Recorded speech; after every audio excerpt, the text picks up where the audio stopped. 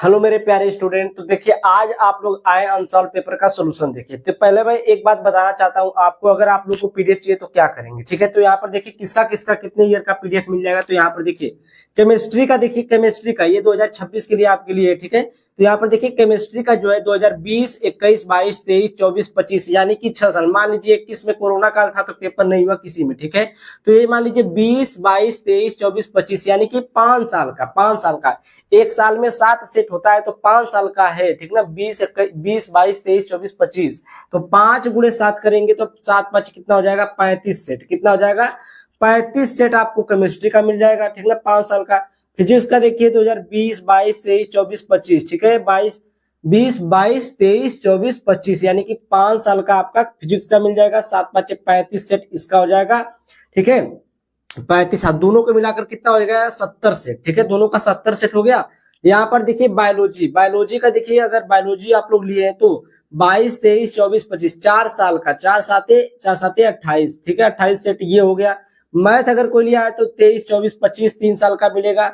7 तरीके 21 सेट इसका हो गया। इंग्लिश तो सबको चाहिए, इंग्लिश तो मिल जाएगा आपको 7 गुना के 14 सेट है, ठीक है। अगर देखिए अगर आप लोग को ये दोनों चाहिए, अगर ये दोनों चाहिए तो आप लोग का पेमेंट लगेगा 120 रुपए। अगर ये 4 सब्जेक्ट चाहिए, अगर किसी को बायो चाहिए तो मैथ नहीं चाहिए, अगर मैथ चाहिए तो बायो नहीं चाहिए, ठीक है। अगर ये chemistry, physics, bio, math, English चाहिए और केमिस्ट्री, फिजिक्स, मैथ, इंग्लिश चाहिए, ठीक ना। तो 4 सब्जेक्ट का आपका लगेगा 200 रुपीज। कितना, 200 रुपये लगेगा। और देखिए लेंगे तो ये देखिए 2 सब्जेक्ट का 120 रुपया है। अब यहाँ से ये वाला लेंगे तो 180 हो जाएगा, फिर ये वाला लेंगे तो 130, 230 हो जाएगा, ठीक है। 30 या 40 रुपया आपका बेसी लग जाएगा, ठीक है। तो अगर आप लोग को अनसॉल्व पेपर का पीडीएफ चाहिए तो 746, ये मेरा नंबर है 7460012763। इस नंबर पर आप लोग कांटेक्ट कर सकते हैं, व्हाट्सएप कर सकते हैं, ठीक ना। जो चाहिए वो करिए आप लोगों को अगर पीडीएफ चाहिए तो, ठीक है। हेलो मेरे प्यारे स्टूडेंट, तो अभी आप लोग देख कर आए हैं कि क्या क्या आपको कैसे परचेज करना है, ठीक है। अभी मैं बताया आपको कि लेना है तो कांटेक्ट कर सकते हैं। यहाँ पर देखिए रसायन विज्ञान का मैं आज पेपर लेकर आया हूँ, सॉल्व कराऊंगा, इसको पूरा सॉल्व कराऊंगा, ठीक है। पूरा 7 सेट हल कराऊंगा, रसायन विज्ञान का, भौतिक विज्ञान का, जीव विज्ञान का और मैथ का और इंग्लिश का भी मैं सभी का सारा सेट हल कराने वाला हूँ, ठीक है। तो आप लोग शुरू से ही मेरी वीडियो को देखते रहिए और मेरे चैनल पर नए हैं तो चैनल को सब्सक्राइब कर लीजिएगा, ठीक है। पहले ही सब्सक्राइब कर लीजिए चैनल को और बेल आइकन घंटी दबा दीजिए ताकि मैं वीडियो जब भी डालूं तो आपको तुरंत मिले और तुरंत पढ़िए आप लोग, ठीक है। तो यहाँ पर देखिए इसका कोड क्या है, 347 केबी कोड है, ठीक है। हमको लेकिन केबी नहीं करना है, के ए जो है फर्स्ट सेट है, ठीक ना। फर्स्ट सेट कौन है, फर्स्ट पेपर कौन है, के ए है, फिर के बी है, ठीक ना।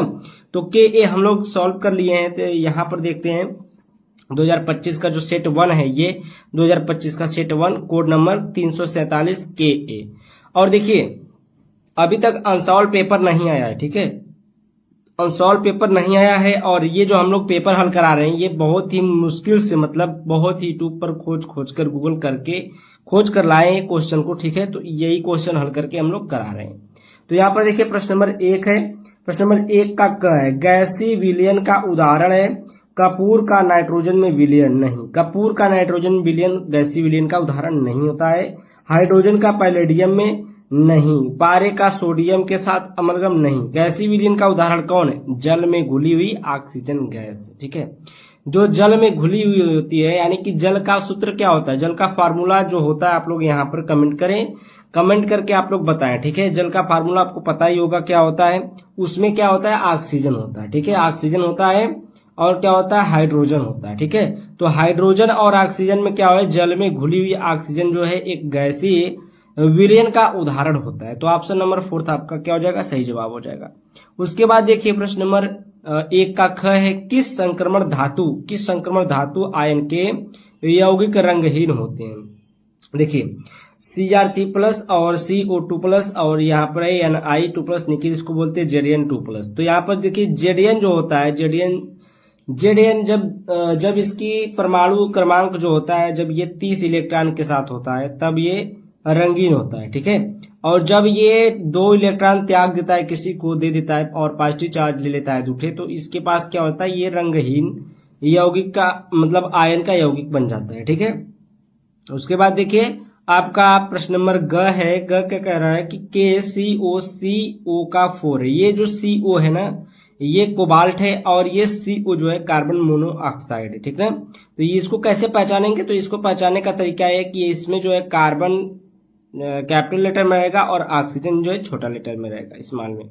और यहाँ पर दोनों सेम रहेंगे, कार्बन और ऑक्सीजन दोनों सेम रहेंगे तो कार्बन मोनोऑक्साइड कहलाएंगे। ठीक ना। में कोबाल्ट की ऑक्सीकरण संख्या, इसमें ऑक्सीकरण संख्या क्या है? तो इसमें ऑक्सीकरण संख्या इसकी होगी -1। ठीक है, कैसे? अभी मैं आपको बता दूं कैसे होगी। तो इसमें आपका ऑप्शन नंबर क्या हो जाएगा? -1 सही हो जाएगा, क्योंकि देखिए यहाँ पर जो कार्बन मोनोऑक्साइड होता है ये एक यौगिक है। तो यौगिक जो होते हैं जैसे H2 हो गया, NH3 हो गया, तो ये सब इनका जो इनकी ऑक्सीकरण संख्या होती है क्या होती है? 0 होती है। तो इसकी 0 हो जाएगी और इसकी 1 प्लस हो जाएगी। तो +1 को जब हम लोग बराबर की इधर भेजेंगे 0 की तरफ तो ये माइनस में आएगा। ठीक है, तो ये क्या हो जाएगा? -1 इसकी हो जाएगी। ठीक है, कोबाल्ट की ऑक्सीकरण संख्या। अब देखिए ग वाला कह रहा है कि अम्लीय क्षमता के बढ़ने का सही क्रम है। अम्लीय क्षमता के बढ़ने का सही क्रम क्या है? तो पहला ऑप्शन यहाँ पर है फिनाल, और यहाँ पर इज ग्रेटर देन है ethanol, is greater than chloro acetic अम्ल, और उससे ज्यादा क्या है? एसिटिक अम्ल। तो इसमें आपका ऑप्शन नंबर 2 वाला सही है। देखिए सबसे ज्यादा जो होता है एसिटिक कौन होता है? अम्लीय क्षमता के बढ़ने का क्रम, मतलब सबसे ज्यादा अम्लीय कौन होता है? तो इसमें है आपका फिनाल होता है। ठीक ना, कौन होता है? फिनाल होता है। उसके बाद जो आता है एथेनॉल आता है, उसके बाद जो आता है एसिटिक अम्ल आएगा, उसके बाद क्लोरो एसिटिक अम्ल आएगा। ठीक है, तो इसमें आपका सेकेंड वाला ऑप्शन क्या हो जाएगा? सही जवाब हो जाएगा। उसके बाद देखिए आपका है अंगा वाला क्वेश्चन है, कह रहा है कि निम्नलिखित में से कौन धनात्मक फेलिंग विलियन परीक्षण देता है। ठीक है, देखिए मैं पहले ही वीडियो डाल दिया होता, लेकिन क्या करूं, ये जो वीडियो मैं बना रहा हूं एक वीडियो बना चुका था। ठीक ना, वीडियो बनने के बाद क्या हुई, तो उसमें बीच में आवाज ही कट गई। आवाज कट गई तो बच्चों को कैसे समझ में आएगा? जब आवाज ही नहीं रहेगी उस वीडियो में तो बच्चों को कहां से समझ में आएगा? ठीक है, तो यहाँ पर देखिए निम्नलिखित में से कौन सा धनात्मक फेलिंग विलियन परीक्षक देता है। देखिए यहाँ पर ग्लूकोज है, दूसरा सुक्रोज है, प्रोटीन है। यहाँ पर कुछ था लेकिन याद नहीं, मतलब यहाँ पर क्या था उसमें साफ नहीं दिख रहा था, इसलिए यहाँ पर नहीं लिखे। ठीक है, यानी कि जब हम स्क्रीनशॉट लिए थे वीडियो का तो यहाँ पर जो क्वेश्चन में था वो नहीं साफ दिखा। तो यहाँ आपको सही से मतलब है पहला है सही, इसमें क्या है? ग्लूकोज सही हो जाएगा। ठीक है, धनात्मक फेलिंग विलियन क्या देता है? परीक्षण देता है। ठीक है, उसके बाद देखिए श्रृंखला में कार्बन परमाणु की संख्या में बदलाव किए बिना एल्किल हैलाइडों से प्राथमिक एमिनो के बनाने का सर्वश्रेष्ठ तरीका है। तो इसमें क्या आपका सही हो जाएगा? देखिए ऑप्शन नंबर आपका 3rd वाला सही हो जाएगा, गैब्रियल थायराइड संश्लेषण जो अभिक्रिया होती है, ये आपका ऑप्शन नंबर 2 वाला सही हो जाएगा। ठीक है, क्या कहा है कि श्रृंखला में कार्बन परमाणु की संख्या में बदलाव किए बिना एल्किल हैलाइडों से प्राथमिक एमिनो बनाने का सर्वश्रेष्ठ तरीका कौन है? तो गैब्रियल थायराइड संश्लेषण है, अभिक्रिया है। ठीक, आगे चलते हैं हम लोग। अगर इतना समझ में आया है तो आप लोग चैनल को लाइक करें। मतलब यहाँ पर कुछ समझाने वाली चीज ही नहीं थी। अब यहाँ पर देखिए समझते हैं हम लोग प्रश्न नंबर 2 में। प्रश्न नंबर 2 का देखिए ये क है। ठीक है, प्रश्न नंबर 2 का क है। यहाँ पर पहला ही क्वेश्चन क्या दे दिया है? न्यूमेरिकल में से आ गया है, और मैं सारा ये पहले चैप्टर का सारा न्यूमेरिकल करा दिया हूँ, पूरा चैप्टर खत्म कर दिया हूँ, जाकर देख लीजिएगा आप लोग। तो यहाँ पर देखिए प्रश्न नंबर 2 का क, 1 विलियन में बेंजीन का 30 द्रव्यमान प्रतिशत कार्बन टेट्राक्लोराइड में घुला हुआ है, बेंजीन के मोल अंश की गणना कीजिए। तो यहाँ पर दिया है, क्या दिया आपका? बेंजीन कितना दिया है? 30 द्रव्यमान प्रतिशत, यानी कि बेंजीन कितना है? 30% बेंजीन। तो कार्बन टेट्राक्लोराइड क्या होगा? कितना होगा? तो यहाँ पर जितना है 100 में से, मान लीजिए 100 आपका बिलियन है, 100 में से कितना आ गया? 30 आपका बेंजीन आ गया, 30 ग्राम बेंजीन है, तो 70 ग्राम जो बचा वो कार्बन टेट्राक्लोराइड हो, क्योंकि दो ही चीज से मिलकर बनाया है ना, तो दो ही चीज, मतलब एक चीज तो पता है, दूसरा चीज पता हो गया कि जितना बचेगा उतना ही वो होगा। ठीक है, इसका मतलब यह है कि 100 ग्राम बिलियन में बेंजीन 30 ग्राम है, तो कार्बन टेट्राक्लोराइड कितना होगा? 70 ग्राम होगा। एकदम सिंपल बात है, एकदम सिंपल भाषा में हम परिभाषा में आपको समझा भी दिए हैं। यहाँ पर C6H6 ये क्या है? बेंजीन का फार्मूला है। का मोलर द्रव्यमान जब निकालेंगे तो 12 कार्बन है, 6 से गुणा करेंगे, एक कार्बन का 12 होता है द्रव्यमान। ठीक है, 12 और 6 कार्बन है तो 6 से गुणा कर दिया। हाइड्रोजन है, एक हाइड्रोजन का होता है, 1 और 6 से गुणा करेंगे तो 6 ही आएगा। 12 6 72, 6 78 हो जाएगा। ठीक है, 78 ग्राम पर मोल होगा। अब देखिए यहाँ पर कार्बन टेट्राक्लोराइड का जो है द्रव्यमान निकालेंगे तो 4 ये 14 मतलब ये 12 है किसका, कार्बन का। एक कार्बन है तो एक कार्बन का 12। क्लोरीन का जो होता है 4 क्लोरीन है तो एक क्लोरीन का होता है 35.5, तो 4 से गुणा करेंगे तो ये आ जाएगा 142। ठीक है, 12 प्लस 142 करेंगे तो 154 ग्राम प्रति मोल आ जाएगा। उसके बाद बेंजीन के मोल निकालेंगे हम लोग। यहाँ पर बेंजीन का मोल निकालने का एक फार्मूला होता है, देखिए N equal to small w अपान में स्मॉल m, यानी कि ये मोल की संख्या बराबर होता है भार बटे में अणु भार। अब देखिए यहाँ पर भार दिया है, बेंजीन का भार कितना दिया था 30 ग्राम, इसका अणु भार कितना आया है 78 आया है। तो भार बटे अणु भार कर दिए 30 बटे में 78 कर दिए, भाग दिए 0.3846 आएगा। उसके बाद देखिए यहाँ पर है CCl4 के मोल। अब इसके मोल हम निकालेंगे तो भार बटे अणु भार करेंगे, इसके कितने थे 70 ग्राम क्या था भार था, 154 आया। ये 154 क्या आया है, अरे वही 154 जी, 154 आया कितना, ये अणु भार है। अब इसमें हम भाग करेंगे तो ये आ जाएगा 0.4545। ठीक ना।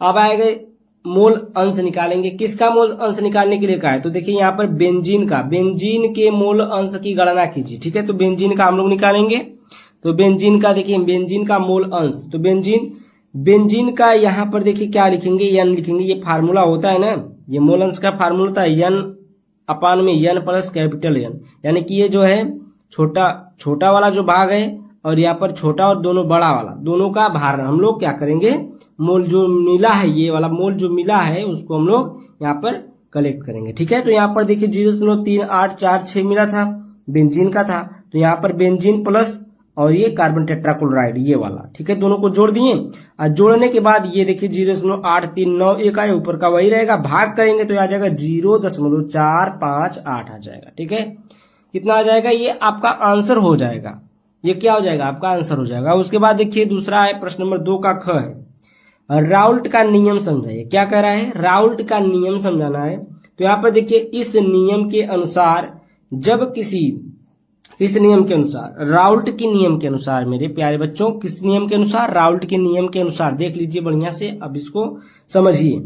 जब किसी विलायक में कोई एक विलायक ले ले, मतलब एक पात्र है, इस प्रकार से कोई पात्र है, उसमें एक विलायक लिया गया है, मान लीजिए उसमें जल लिया गया है, कोई अवाष्पशील वैद्युत अनपघट्य पदार्थ घोला जाता है और उसमें कोई ऐसा अवाष्पशील वैद्युत अनपघट्य घोला जा रहा है, पदार्थ घोला जा रहा है, तो विलयन की वाष्प दाब का अपेक्षिक अवनमन विलेय मोल प्रभाज के बराबर होता है। ठीक ना, जो विलेय होता है, जो विलेय का मोल होता है, मोल प्रभाज होता है, उसका जो अपेक्षिक वाष्प दाब होता है ना, वाष्प दाब का अपेक्षिक अवनमन विलेय के जो मोल प्रभाज के क्या हो जाता है, बराबर हो जाता है। तो उसी को हम लोग क्या बोलते हैं, राउल्ट का नियम कहते हैं। ठीक ना, उसी को राउल्ट का नियम, जैसे यहाँ पर देखिए P0 माइनस PS P अपान में P0 equal to N small N अपान में small N plus capital N. ठीक है, ये फार्मूला बनता है। अब ये फार्मूला क्या है, तो ये आपका जो इधर का जो भाग है, इधर का भाग क्या है आपका, जब इसमें कोई विलायक था, इसमें कोई ये अवाष्पशील पदार्थ घोला गया है। ठीक है, तो ये पूरा बन गया है आपका वाष्प दाब का अपेक्षिक अवनमन, और यहाँ पर जो आपका है ये मोल प्रभाज। तो ये कहा है इसमें कि जब किसी विलायक में कोई अवाष्पशील वैद्युत अनपघट्य पदार्थ घोला जाता है तो विलयन के वाष्प दाब का अपेक्षिक जो ये अपेक्षिक अवनमन है, विलेय के मोल प्रभाज, ये विलेय का मोल प्रभाज की क्या होता है, ये देखिए बराबर हो जाता है। ठीक ना, दोनों क्या हो जाते हैं, बराबर हो जाते हैं विलेय के मोल प्रभाज की। तो ये बात समझ में आई आपको। अगले क्वेश्चन पर चले हम लोग, 2 के ग वाले पर, नेक्स्ट पेज पर है। तो यहाँ पर देखिए नेक्स्ट पेज पर हम लोग आ गए।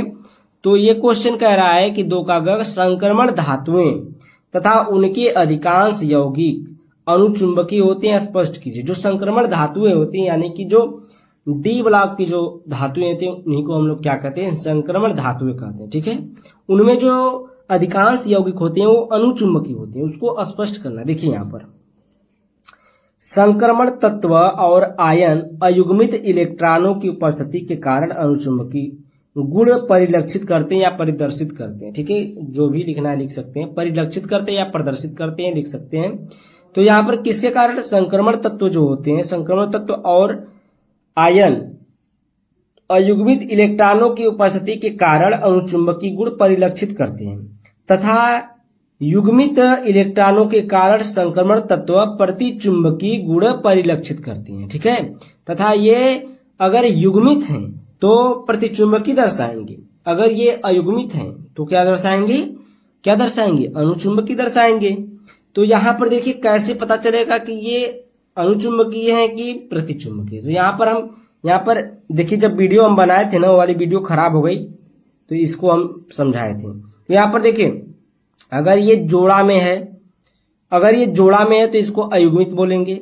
मान लीजिए यहाँ पर है, ठीक है, तो यहाँ पर ये जोड़ा में हो गया। एक कोष क्या हो गया, ये उपकोष जोड़ा में है, तो ये क्या है, युग्मित इलेक्ट्रॉन है। जब युग्मित रहेगा तो ये प्रतिचुंबकीय गुण दर्शाएगा। और यहाँ पर देखिए जब यहाँ पर ये पूरा देखिए 1 2 3 4 इलेक्ट्रॉन ये पूरा खाली है, 4 इलेक्ट्रॉन चाहिए इसको भरने के लिए, तो ये दोनों ये क्या है, ये अयुग्मित है। अब भाई इसी को उठाकर इसमें भर दिया जाए तो ये क्या हो जाएगा, ये अयुग्मित है, अभी इसको भर दिया जाएगा तो अयुग्मित हो जाएगा, अरे युग्मित हो जाएगा ना, पेयर्ड हो जाएगा। तो जब ये क्या होता है कि जब अयुग्मित इलेक्ट्रॉन रहते हैं तो उसमें अनुचुंबकीय गुण दर्शाता है, जब युग्मित रहता है तो प्रतिचुंबकीय गुण दर्शाता है। बस इतना याद रखिए। और यहाँ पर देखिए ये एक फार्मूला होता है, इसका चुंबकीय आघूर्ण का म्यू बराबर होता है रूट में n+2, और ये Bm बोर मैग्नेट्रॉन निकालने के लिए फार्मूला दिया जाता है, जिस पर एक क्वेश्चन है नीचे ही है, देखिए यहाँ पर है, ठीक है ना, जहां n अयुग्मित इलेक्ट्रॉनों की संख्या होती है, Bm बोर मैग्नेट्रॉन है। ठीक है, उसके बाद देखिए क्वेश्चन घ वाला है, 2 का घ कह रहा है कि MnBr4 ये 2- चार्ज है के केवल प्रचक्रम चुंबकीय आघूर्ण का मान 5.9 Bm है। ठीक ना, संकुल आयन की ज्यामिति क्या होगी, ज्यामिति बताना, इसकी ज्यामिति क्या होगी। तो बहुत ही थोड़ा सा कठिन ये क्वेश्चन पूछा था। ठीक है, थोड़ा सा कठिन ये क्वेश्चन पूछा था, लेकिन देखिए हम समझाएं बढ़िया से।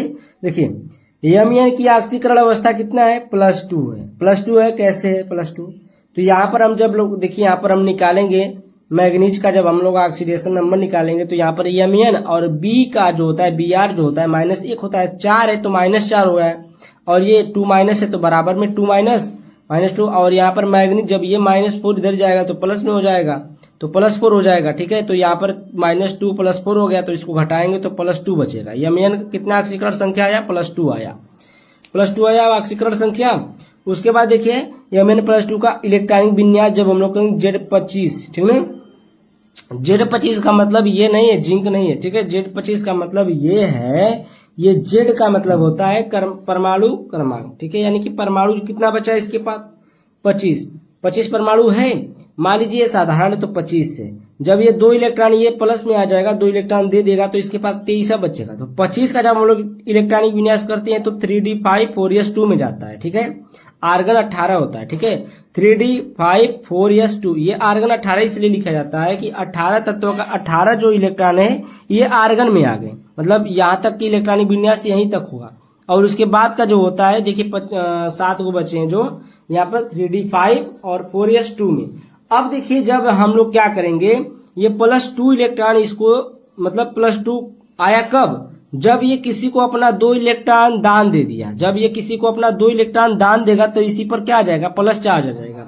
और माइनस चार्ज कब आता है, जब कोई इलेक्ट्रॉन किसी से लिया रहता है तो उस पर माइनस चार्ज रहता है। ठीक है, अब देखिए यहाँ पर इसमें 5 अनपेयर्ड इलेक्ट्रॉन, 5 अनपेयर्ड कैसे हैं, देखिए यहाँ पर 3d5 यानी कि ये जो 4s2 वाला है 2 इलेक्ट्रॉन अपना दे दिया है, बचा कितना, 5 इलेक्ट्रॉन बचा है, वो भी डी वाले में। तो डी वाले में कितने उपकोष होते हैं, 1 2 3 4 5 उपकोष होते हैं। अब 5 इलेक्ट्रॉन है तो पांचों में एक एक एक एक करके क्या हो जाएगा, भर जाएगा।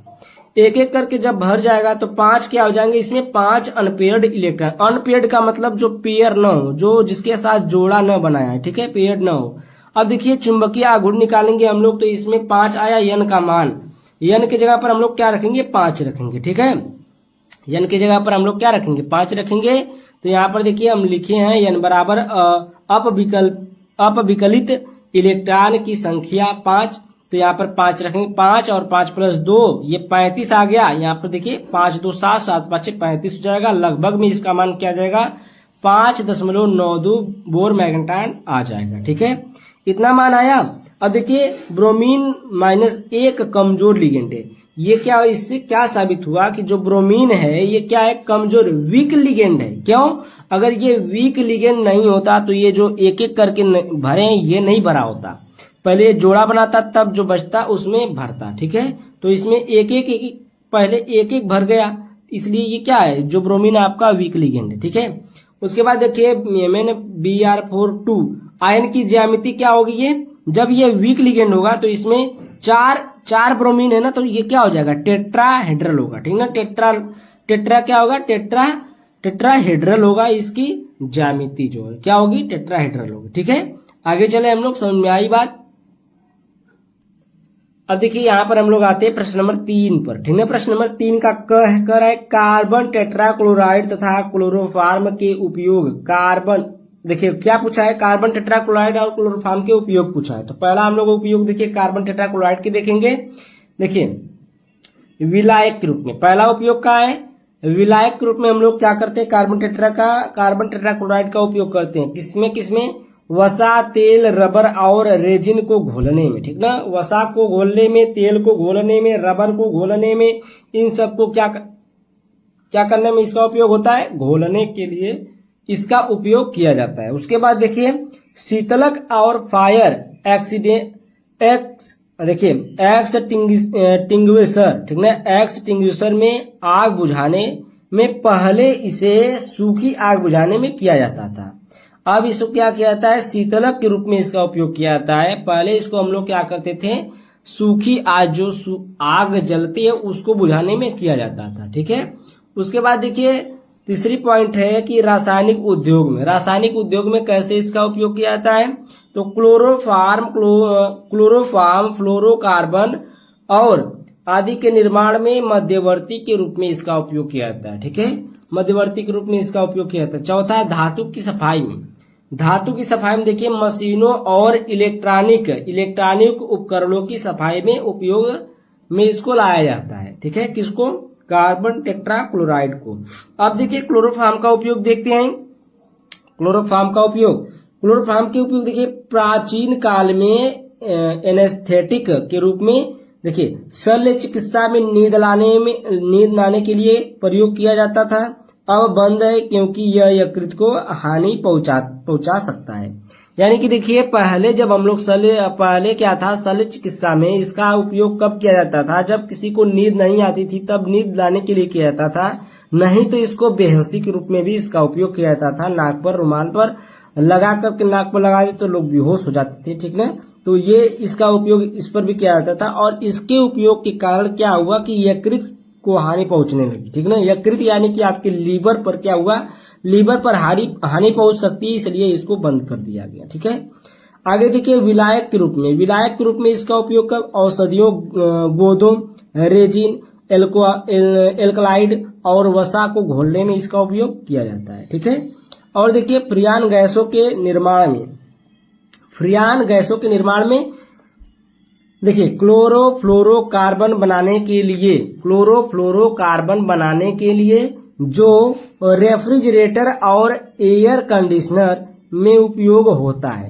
ठीक है ना, कह रहा है कि जो क्लोरोफ्लोरोकार्बन बनाने में इसका उपयोग किया जाता है, जो एयर कंडीशनर यानी कि एसी में इसका उपयोग किया जाता है। ठीक है, उसके बाद कीटाणुनाशक तथा परीक्षण, यहाँ पर देखिए के रूप में प्रयोगशालाओं में सीमित प्रयोग है। ठीक है, यानी कि इसका जो उपयोग है एक जगह और किया जाता है, कहाँ पर, कीटाणुनाशक यानी कि कीटाणुओं को मारने के लिए, और परिरक्षक यानी कि रक्षा करने के लिए किया जाता है। ठीक है, तो इसका उपयोग कहाँ पर, प्रयोगशालाओं में भी किया जाता है।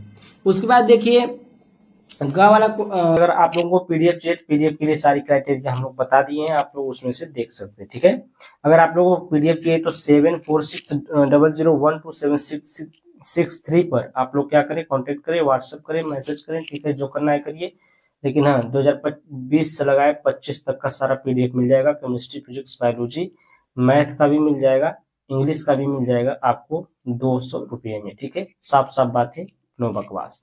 अब देखिए यहाँ पर प्रश्न नंबर 4 का ग बचा था, प्रश्न नंबर 4 की ख तक हो चुका था। यहाँ पर पोटेशियम परमैंगनेट बनाने की विधि का वर्णन कीजिए। अम्लीय पोटेशियम परमैंगनेट किस प्रकार निम्न से अभिक्रिया करता है, अभिक्रिया के लिए आवश्यक समीकरण दीजिए। ठीक है, तो यहाँ पर ये क्वेश्चन दिया गया और इसके साथ रिएक्शन कर रहा है किसको, पोटेशियम परमैंगनेट को। ठीक है, किसके साथ, H2SFe आयन के साथ। ठीक है, तो यहाँ पर पहले भी देखिए बनाने की विधि हम लोग देख लेते हैं। पोटेशियम परमैंगनेट बनाने की विधि, K2MnO4 जो होता है आपका पोटेशियम परमैंगनेट होता है। ठीक है, इसी को बनाने की विधि हम लोग को देखना है। तो यहाँ पर देखिए, जब MnO2 मैग्नीशियम ऑक्साइड को KOH यानी कि पोटेशियम हाइड्रोक्साइड और O2 या फिर कह सकते हैं KNO3 के साथ गर्म किया जाता है तो पोटेशियम मैग्नेट K2MnO4 बनता है। ठीक ना, पहले क्या बनेगा आपका, पोटेशियम मैग्नेट बनेगा, उसके बाद पोटेशियम परमैंगनेट बनेगा। अभी तो ये क्या था, ये आपका जो गर्म करेंगे और ये जो बनेगा ये क्या है आपका, पोटेशियम मैग्नेट है। ठीक है, पोटेशियम मैग्नेट कौन होता है, K2MnO4। ठीक है, K2MnO4 होता है ये आपका पोटेशियम मैग्नेट। उसके बाद देखिए, जब हम लोग इसकी विधि क्या थी, अभी हम यहाँ पर पढ़े हैं कि जब हम क्या करते हैं MnO2 को KOH की उपस्थिति में क्या करते हैं, O2 के साथ गर्म करते हैं, तब ये क्या होता है आपका K2MnO4 प्लस 2H2O। ये देखिए 2H2O ये पानी है। ठीक है, ये बाहर निकलेगा, इससे कोई मतलब नहीं है, ये नहीं लिखेंगे तब भी चलेगा, लेकिन ये आपको लिखना पड़ेगा। ठीक है, क्योंकि मेन जो है जो मेन उत्पाद है यही है, तो इसी को बनाने की बात भी की गई है। मतलब इससे अभी बनेगा पोटेशियम परमैंगनेट, KMnO4 होता है, जो ये K2MnO4 वो होता है KMnO4। तो यहाँ पर देखिए पोटेशियम मैग्नेट से पोटेशियम परमैंगनेट में रूपांतरण कैसे करते हैं। तो यहाँ पर देखिए, जब हम लोग क्या करते हैं, K2MnO4 को अम्लीय या CO2 की उपस्थिति में ऑक्सीकरण करके KMnO4 प्राप्त किया जाता है। ठीक है, जब हम लोग क्या करते हैं, K2MnO4 को जब ऑक्सीकरण किया जाता है किसमें, वो भी अम्लीय हो या फिर CO2 उसमें उपस्थित हो। ठीक है, तो अब तब आपका क्या बनता है, KMnO4 बनता है, आपका पोटेशियम परमैंगनेट बनता है। तो उसी प्रकार से यहाँ पर देखिए 3K2MnO4 यानी कि जो पोटेशियम मैग्नेट का जो 3 हम लोग ले लिए, अणु कितने लिए, 3 अणु किसके लिए, पोटेशियम मैग्नेट का लिए। उसके बाद यहाँ पर कहा गया है CO2 की उपस्थिति में हम लोग कराएंगे। ठीक है, ऑक्सीकरण कराएंगे और यहाँ पर प्लस में क्या रखेंगे, H2O रखेंगे, जल रखेंगे। ठीक है, तो ये तीनों जब आपस में रिएक्शन करेंगे तो पहले आपका बनेगा KMnO4 यानी कि जो बनाना था पोटेशियम परमैंगनेट बनेगा। उसके बाद MnO2 जो आप लिए थे शुरुआत में वो आपका क्या हो जाएगा, MnO2 निकल जाएगा। उसके बाद KHCO2 बनेगा। ठीक है, ये आपका बनेगा। अब उसके बाद देखिए H2S से अभिक्रिया, अब किससे अभिक्रिया, यहाँ पर 3 अभिक्रिया लिखा है, H2S से, Fe से और आयन से। तो पहले अभिक्रिया आपका है H2S से। ठीक है, हाइड्रोजन सल्फाइड से है। तो ये देखिए H2S से अभिक्रिया करके क्या करता है, देखिए K2KMnO4 3H2SO4 और 5 कितना ले, H2S, यानी कि पहले रिएक्शन कराएंगे, उसके बाद ये जब बनेगा तब ये संतुलित करते हैं बाद में। ठीक है, तो यहाँ पर देखिए क्या क्या है, पहले आपका बनेगा MnSO4 यानी कि मैग्नीशियम सल्फेट बनेगा। उसके बाद K2SO4 पोटेशियम सल्फेट बनेगा। उसके बाद S2 क्या है, ये सल्फर बनेगा। उसके बाद 8H2 यानी कि 8 नहीं लिखेंगे, पहले H2O लिखेंगे। ठीक है, और ये जो S2 है ये कैसा है, पीला भूरा सल्फर है। ठीक है, ये क्या है, पीला भूरा सल्फर आपका बनता है। और यहाँ पर जब संतुलित करेंगे तो हम लोग देखेंगे यहाँ पर अगर ये संतुलित रहता नहीं रहता तो हम लोग करते हैं, अब यहाँ पर संतुलित है तो हम लोग नहीं करेंगे। ठीक है, तो यहाँ पर देखिए, यहाँ पर संतुलित करना किसे कहते हैं, देखिए जब यहाँ पर 2 हाइड्रोजन है तो इधर भी कितना होना चाहिए, 2 ही हाइड्रोजन होना चाहिए, तो 2 हाइड्रोजन है। यहाँ पर कितना सल्फर है, 1 2 सल्फर है। यहाँ पर कितना, 1 2 और 2 4 हो गया, यहाँ पर 2 4 हो गया। तो इसी को संतुलित करने के लिए यहाँ पर 5 से गुणा किया गया, यहाँ पर 5 गुणा के 10 हुआ, और यहाँ पर 10 2 12, यहाँ पर 12 1 13, और इधर देख लिया जाए 3 3, ये 3 हो गया, ये 5 हो गया आपका, 3 5 3 8। ठीक है, तो ये 5H2O है, H2, और यहाँ पर कितना है, 1 2 दूना 4 4, इसको नहीं गुणा करेंगे। ठीक है, ये 5 नहीं रहेगा, यहाँ पर 5 नहीं रहेगा, यहाँ पर S2 रहेगा, क्योंकि 2 सल्फर हो गया एक ये 3 और ये 2 से गुणा किया है, 3 2 5 हो गया, ठीक है। और बकिया सब सही है, सबको मिला लीजिए। यहाँ पर देखिए Fe से अभिक्रिया, यानी कि आयरन के साथ अभिक्रिया जब कराएंगे, देखिए KMnO4 लिए, KMnO4 और ये आयरन ले लिया और ये H2SO4, इसमें किसकी उपस्थिति रखेंगे हम लोग? सल्फ्यूरिक अम्ल का उपस्थिति रखेंगे। किसका? सल्फ्यूरिक अम्ल। तो यहाँ पर देखिए आपका बच्चे बनेगा K2SO4, क्या बनेगा आपका? K2SO4 और यहाँ पर बनेगा आपका प्लस में एमिनो सल्फ, ये क्या बनेगा? मैग्नीशियम सल्फेट बनेगा, ठीक है। ये पोटेशियम सल्फेट, मैग्नीशियम सल्फेट और ये फेरस सल्फेट है और ये क्या है आपका? है H2A जल है, ठीक है। कितना बार? 4 टाइम जल निकलेगा, ठीक है। उसके बाद देखिए आपका, हम लोग नेक्स्ट पेज पर चलते हैं। आयन का जो तीसरा वाला रिएक्शन है आयन से, उस पर हम लोग देख लेते हैं। तो ये आपका देखिए आयन है। आयन का मतलब आप लोग समझिए यहाँ पर क्या है? आई से, ठीक है। आई यानी कि आयोडीन आयन, ठीक है। आयोडीन आयन के साथ रिएक्शन कराएंगे। तो यहाँ पर देखिए KMnO4 आयोडीन आयन को आयोडीन में ऑक्सीकरण करता है, यानी कि आई जो माइनस निगेटिव चार्ज है उसको सिंपल आयोडीन में क्या कर देता है? कन्वर्ट कर देता है। तो यहाँ पर देखिए KMnO4 प्लस 10Ki, Ki का मतलब इसमें आयन है। क्या आयन है? आयन का मतलब यहाँ पर K है और I है, ठीक है। I का मतलब क्या है? आयोडीन है और K का मतलब पोटेशियम, तो पोटेशियम आयोडीन ये क्या है आपका? आयन है। तो यहाँ पर आयन, ये जैसे आयन कहा है तो यही है, ठीक है। तो इसके अलावा कोई भी रिएक्शन नहीं ऐसा था जो सिर्फ आयन लिखा हो और आयन से रिएक्शन हो मैग्नीशियम परमैंगनेट का, तो ऐसा कोई नहीं था। हमको यही मिला है, इसलिए हम यही आप लोग को बता रहे हैं। तो ये जब पोटेशियम परमैंगनेट, पोटेशियम आयोडाइड और H2SO4 की उपस्थिति में जब क्रिया करते हैं तो आपका बनता है आयोडीन, जो कि यहाँ पर कहा गया है कि जो I माइनस है, ये जो I है ये I निगेटिव अगर के नहीं रहता तो ये I निगेटिव ही है। तो जब I निगेटिव होता है वो क्या हो जाता है? आयोडीन में ऑक्सीकरण करता है, ठीक है। तो यहाँ पर देखिए आयोडीन I2 हो गया। उसके बाद देखिए यहाँ पर मैग्नीशियम सल्फेट बना, पोटेशियम सल्फेट बना, ये तीनों में बना है। H2O तीनों में बना है और इसमें क्या बना? आपका आयोडीन बना है, ठीक है। तो ये आपका क्या हो जाएगा? रिएक्शन हो जाएगा। और जितने बार ये देखिए यहाँ पर 10 है तो यहाँ पर 5 गुना के 10 है, सब ये संतुलित किया गया है। आपको संतुलित करना नहीं है, कोई बात नहीं, संतुलित नहीं करना है आपको, संतुलित हम करके दिए हैं। उसके बाद देखिए प्रश्न नंबर 4 का घ है, कह रहा है कि क्वथनांक उन्नयन क्या है? क्वथनांक में उन्नयन क्या होता है? एक द्रव का क्वथनांक 353.23 केल्विन है। 58 ग्राम मोल इनवर्स मोलर द्रव्यमान के 1.8 ग्राम अवाष्पशील विलेय को 90 ग्राम द्रव में घोलने पर विलयन का क्वथनांक 354.11 केल्विन हो जाता है। द्रव के लिए क्वथनांक उन्नयन स्थिरांक की गणना कीजिए। तो यहाँ पर देखिए क्वथनांक में उन्नयन हम देखेंगे पहले किसे कहते हैं। तो देखिए किसी विलायक में कोई अवाष्पशील विलेय पदार्थ घोल देने पर विलायक के क्वथनांक में होने वाली वृद्धि को क्वथनांक में उन्नयन कहते हैं। इसे डेल्टा टीवी से दर्शाते हैं। इसको थोड़ा समझिए। देखिए इसका मतलब ये है कि जो अगर कोई आप लोग विलायक, मान लीजिए कोई पात्र में, कोई किसी बर्तन में आप जल ले लिए या फिर विलायक ले लिए, कोई भी जल ले लीजिए, चाहे कोई भी लिक्विड पदार्थ ले लीजिए जिसकी मात्रा ज्यादा हो, ठीक है। तो जल ले लीजिए, सबसे आसान एग्जाम्पल यही होता है जल का। तो जल ले लीजिए, विलायक हो गया। अब उसमें अवाष्पशील विलेय पदार्थ घोल देने पर, अवाष्पशील विलेय पदार्थ घोलेंगे, उसमें कोई ऐसा विलेय पदार्थ घोल दीजिए जिससे क्या हो, उसमें क्या हो जाए? वृद्धि। अगर कोई भी चीज उसमें घोलेंगे तो क्या होगा? वो बढ़ेगा ही, मतलब ज्यादा ही होगा। अगर 1 लीटर जल लिए उसमें 100 ग्राम या 200 ग्राम आप लोग कोई ऐसा विलेय पदार्थ घोलेंगे तो क्या होगा? उसमें बढ़ोतरी होगी। तो उसमें जो क्वथनांक, विलायक के क्वथनांक में, क्वथनांक का मतलब समझ रहे हैं ना, उसके उबलता, जो उबलने वाला होता है, उबलता है जो, उसके क्वथनांक में क्या हो? उबलने में वृद्धि हो जाती है। तो उसी को क्या कहते हैं? क्वथनांक में उन्नयन कहते हैं। उन्नयन का मतलब ही क्या होता है? ज्यादा होना, ठीक है, बढ़ जाना, ठीक है, बढ़ोतरी होना, ठीक है। इसे हम लोग डेल्टा टीवी से क्या करते हैं? दर्शाते हैं।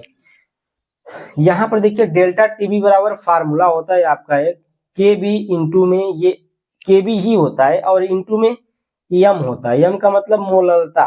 अब मोललता का जो फार्मूला होता है ये होता है यहाँ से लेकर यहाँ तक, ये वाला, ठीक है। तो उसी फार्मूला को यहाँ पर रख दिया गया है। तो डेल्टा टीवी इक्वल टू के बी इंटू में स्मॉल डब्ल्यू इंटू में 1000 बटे में स्मॉल एम गुणे में कैपिटल डब्ल्यू है। ये भी किसमें? ग्राम में है, क्योंकि मोललता जो होती है ना वो केजी में या ग्राम में ही नापी जाती है।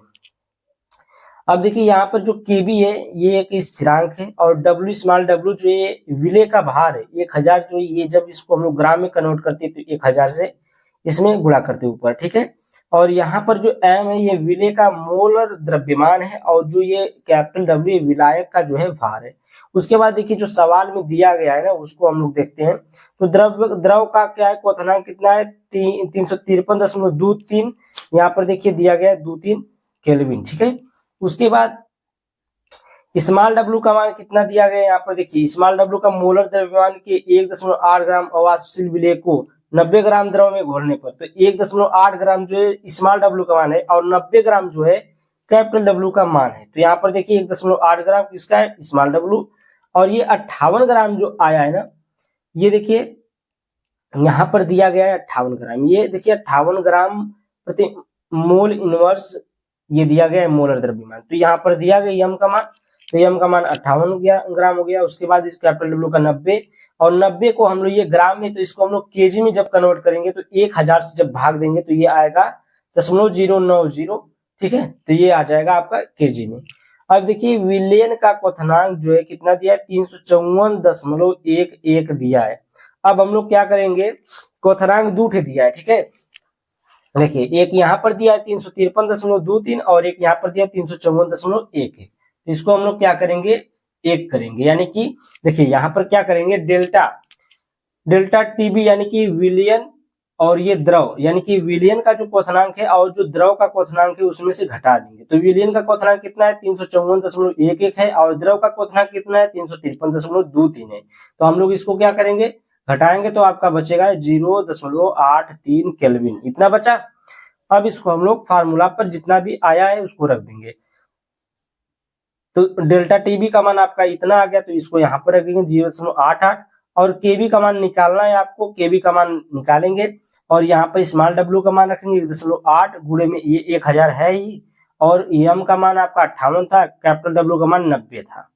90 की जगह पर ये बाद में हम लोग रख लेंगे, ठीक है। 90 की जगह क्या रखना है 0.090, तो ये बाद में रख लेंगे, नहीं तो इसी में मल्टीप्लाई कर देंगे, नहीं चेंज करना है तो, क्योंकि ग्राम में तो यहाँ पर लिखे ही है, तो यहाँ पर ग्राम इसलिए लिखे हैं क्योंकि यहाँ पर 1000 से भाग गुणा ऊपर कर दिए हैं, तो यहाँ पर ग्राम में हम लोग चेंज नहीं करेंगे किलोग्राम में। अब देखिए यहाँ पर 0.88 इक्वल टू केबी, और ये गुणे में ये गुणा करेंगे तो ये हो जाएगा 1800, ठीक ना, क्योंकि एक जीरो से 1 दशमलव हट जाएगा, और 2 जीरो बचा तो 18 और 2 जीरो 1800 हो जाएगा। और 90 और 58 में गुणा करेंगे तो ये हो जाएगा 5220, ठीक ना, यानी कि 5220 इतना आ जाएगा। अब देखिए यहाँ पर क्या करें 0.088, ठीक ना, 0.88 इक्वल टू केबी गुणे 0.3448। जब इसको हम लोग क्या करेंगे, जब इसको हम लोग भाग करेंगे तब ये जाकर इतना आएगा, जब इसको इससे काटेंगे तो इतना आएगा 0.3448। अब इसको इधर भेज देंगे और केबी को बराबर मिलेंगे, आपका 0.88 बटे में 0.3448, लगभग में आपका आंसर आ जाएगा 2.55 किलोग्राम प्रति मोल। तो ये आपका क्या हो जाएगा, ये आपका आंसर हो जाएगा, और यही आपका राइट आंसर है। अभी तक अनसॉल्व पेपर नहीं आया है तो हम अनसॉल्व पेपर में नहीं देखें कि आंसर क्या दिया है, ठीक है। तो ये हम हल किए हैं, और ये क्वेश्चन जो है एकदम राइट आंसर है। Thank you. अगर आगे देखिए थैंक यू बोल दीजिए आप लोग, और देखिए अगर वीडियो अच्छी लगे तो वीडियो को लाइक करके चैनल को सब्सक्राइब कर दीजिए, बेल आइकन घंटी दबा दीजिए, ताकि आपको अनसॉल्व पेपर की हर वीडियो आपको मिलती रहे। फिजिक्स, केमिस्ट्री, बायोलॉजी, मैथ सबकी वीडियो मिलेगी आपको, ठीक है। आगे चलते हैं हम लोग नेक्स्ट क्वेश्चन पर, जो इसमें का है प्रश्न नंबर 5 का क, ठीक है। तो देखिए प्रश्न नंबर 5 का क क्वेश्चन है, कह रहा है कि फैराडे के वैद्युत अपघटन के नियम को संक्षिप्त में समझाइए। CuSO4 के विलयन को 2 एम्पीयर धारा से 20 मिनट तक वैद्युत अपघटित किया गया। कैथोड पर निक्षेपित कॉपर का द्रव्यमान क्या होगा, फैराडे का वैद्युत अपघटन का नियम, ठीक है। यहाँ पर देखिए उत्तर में हम लोग लिखे हेडिंग है फैराडे का वैद्युत अपघटन का नियम। यहाँ पर पूछा है कि फैराडे के वैद्युत अपघटन के नियम को संक्षिप्त में समझाइए। तो हम लोग संक्षिप्त का मतलब छोटा में समझाना है, तो यहाँ पर देखिए छोटा में समझा देंगे। विद्युत अपघटन से किसी इलेक्ट्रोड पर मुक्त होने वाली पदार्थ की मात्रा प्रवाहित धारा की मात्रा के समानुपाती होती है।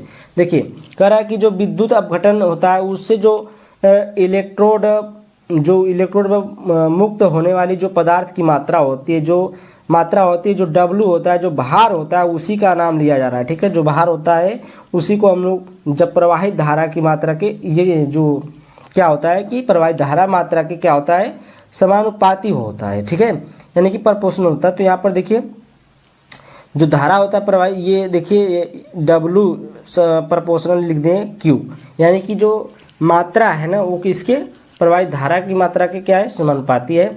जब हम लोग इसमें बराबर का चिन्ह जब लगाते हैं तो इसमें आपका आ जाता है, ये देखिए आपका Q बराबर होता है IT। ठीक है, Q बराबर क्या होता है IT होता है। तो यहाँ पर IT लिख दिए और जब बराबर का चिन्ह लगाए तो Z लगा दिए, स्थिरांक हो जाता है Z। और Z बराबर आपका होता है A/N, A/N लिखिए चाहे E लिखिए। ठीक ना, ये आपका क्या होता है देखिए यहाँ पर मान निकालने के लिए ये सूत्र लगाया जाता है E=AN। E=AN क्या है देखिए, ये A जो है आपका परमाणु क्रमांक है और N जो है आपका संयोजकता संख्या होती है। ठीक, अब देखिए यहाँ पर जब हम लोग मान W लिखेंगे E क्यों लिखें पता है, Z की जगह पर हम लोग क्या लिख सकते हैं E/F लिखेंगे। F क्या है आपका फैराडे नियतांक है। F क्या है आपका फैराडे नियतांक है। E ये IT है, IT रहेगा। A तांबे Cu का परमाणु भार कितना होता है 63.5 है। Cu2+ के लिए N बराबर 2 होगा। यहाँ पर कहे ना जो संयोजकता होती है वही N का मान होता है। तो यहाँ पर 2+ है तो ये N का मान कितना हो जाएगा 2, क्योंकि Cu2+ और यहाँ पर क्या कर रहा है ये 2 इलेक्ट्रॉन को खो दे रहा है ताकि जाकर इसका जो है पूर्ति हो जाए। ठीक है, ये +2 इलेक्ट्रॉन है, मतलब 2 इलेक्ट्रॉन माइनस में, तो 2 इलेक्ट्रॉन किसी से लिया तभी जाकर ये क्या हुआ पूर्ति हुआ इसकी इलेक्ट्रॉन का। तो जब इसके इलेक्ट्रॉन की पूर्ति हुई तो जितने इलेक्ट्रॉन से पूर्ति होती है वही नंबर ऑफ N होता है, यानी कि संख्या ऑफ मोल होता है, यानी कि कह सकते हैं संयोजकता होती है। ठीक है, संयोजकता होती है। अब E बराबर क्या होगा 63, E बराबर देखिए A/N है, तो यहाँ पर A क्या है आपका ये 63.5 है और N का आया है 2 आया है, तो 63.5/2 जब इसको काटेंगे तो 31.75 आएगा। अब देखिए मान रखेंगे इस वाले फार्मूले में, तो W बराबर देखिए E का मान 31.75 और गुणे में I का मान कितना दिया है देखिए यहाँ पर 20 एम्पियर दिया है। कितना 20 नहीं एम्पियर, I का मान 2 दिया है तो यहाँ पर 2 रखेंगे। उसके बाद देखिए 20 मिनट दिया है 20 मिनट, और हाँ थोड़ा सामान इधर उधर रख दिए, 2 इधर रखना था 2 इधर रख दिए, 20 इधर रख दिए। ठीक ना, बात कहीं भी वही है, चाहे इधर 2 ये वाला 2 मान, ये वाला 2 और ये वाला 20 है। ठीक है, तो ये वाला देखिए 20 और ये वाला 2 है। ये 60 से गुणा क्यों किया गया है, क्योंकि जो मिनट में होता है उसको हम लोग सेकंड में चेंज करते हैं, तो हम लोग क्या करते हैं 60 से गुणा कर देते हैं। तो ये 20 मिनट में था तो ये 60 से गुणा कर देते तो ये सेकंड में हो गया। और ये जो F का मान होता है कितना फैराडे कितना होता है, तो ये होता है 96,500 होता है कूलाम। ठीक है, तो 1 फैराडे बराबर होता है 96,500 कूलाम। तो यहाँ पर देखिए F आपका आएगा काटने पीटने के बाद 0.79 ग्राम। ठीक है, तो कितनी मात्रा, तो यहाँ पर देखिए कैथोड पर निक्षेपित कॉपर का द्रव्यमान क्या होगा, तो यही होगा, कितना होगा 0.7 ग्राम होगा। ठीक है, आगे चले हम लोग नेक्स्ट क्वेश्चन पर। ये देखिए क्वेश्चन नंबर 5 का ख कह रहा है एक प्रथम कोटि की अभिक्रिया 10 मिनट में 20% पूर्ण होती है, उसके 75% पूर्ण होने में लगे समय की गणना कीजिए। कितनी गणना करना है 75% पूर्ण होने में लगा समय गणना करना है।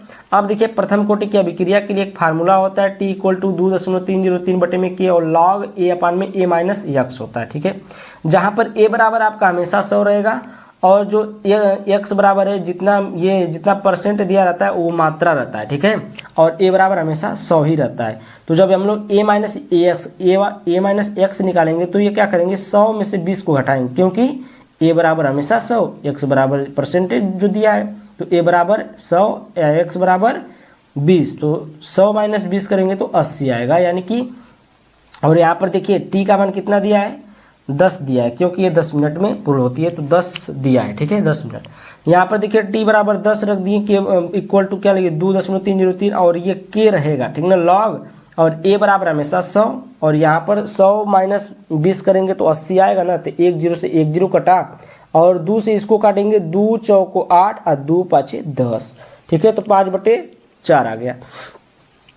तो 10 बराबर कितना आ गया 2.303 बटे में के, और ये log 5/4 आ गया। के बराबर क्या हो जाएगा आपका 2.303 बटे में ये क्या आ गया बटे में 10, क्योंकि के को हम लोग इधर भेजे 10 को हम लोग इधर लाएं, और ये क्या हो जाएगा गुणे में आपका ये जो मान होता है इसका मान रख देंगे हम लोग, कितना रख देंगे 0.0969। ठीक है, ये मान आपको दिया रहेगा, जो मान होगा ना जो आपको क्वेश्चन मिलेगा तो लॉग का मान दिया रहता है।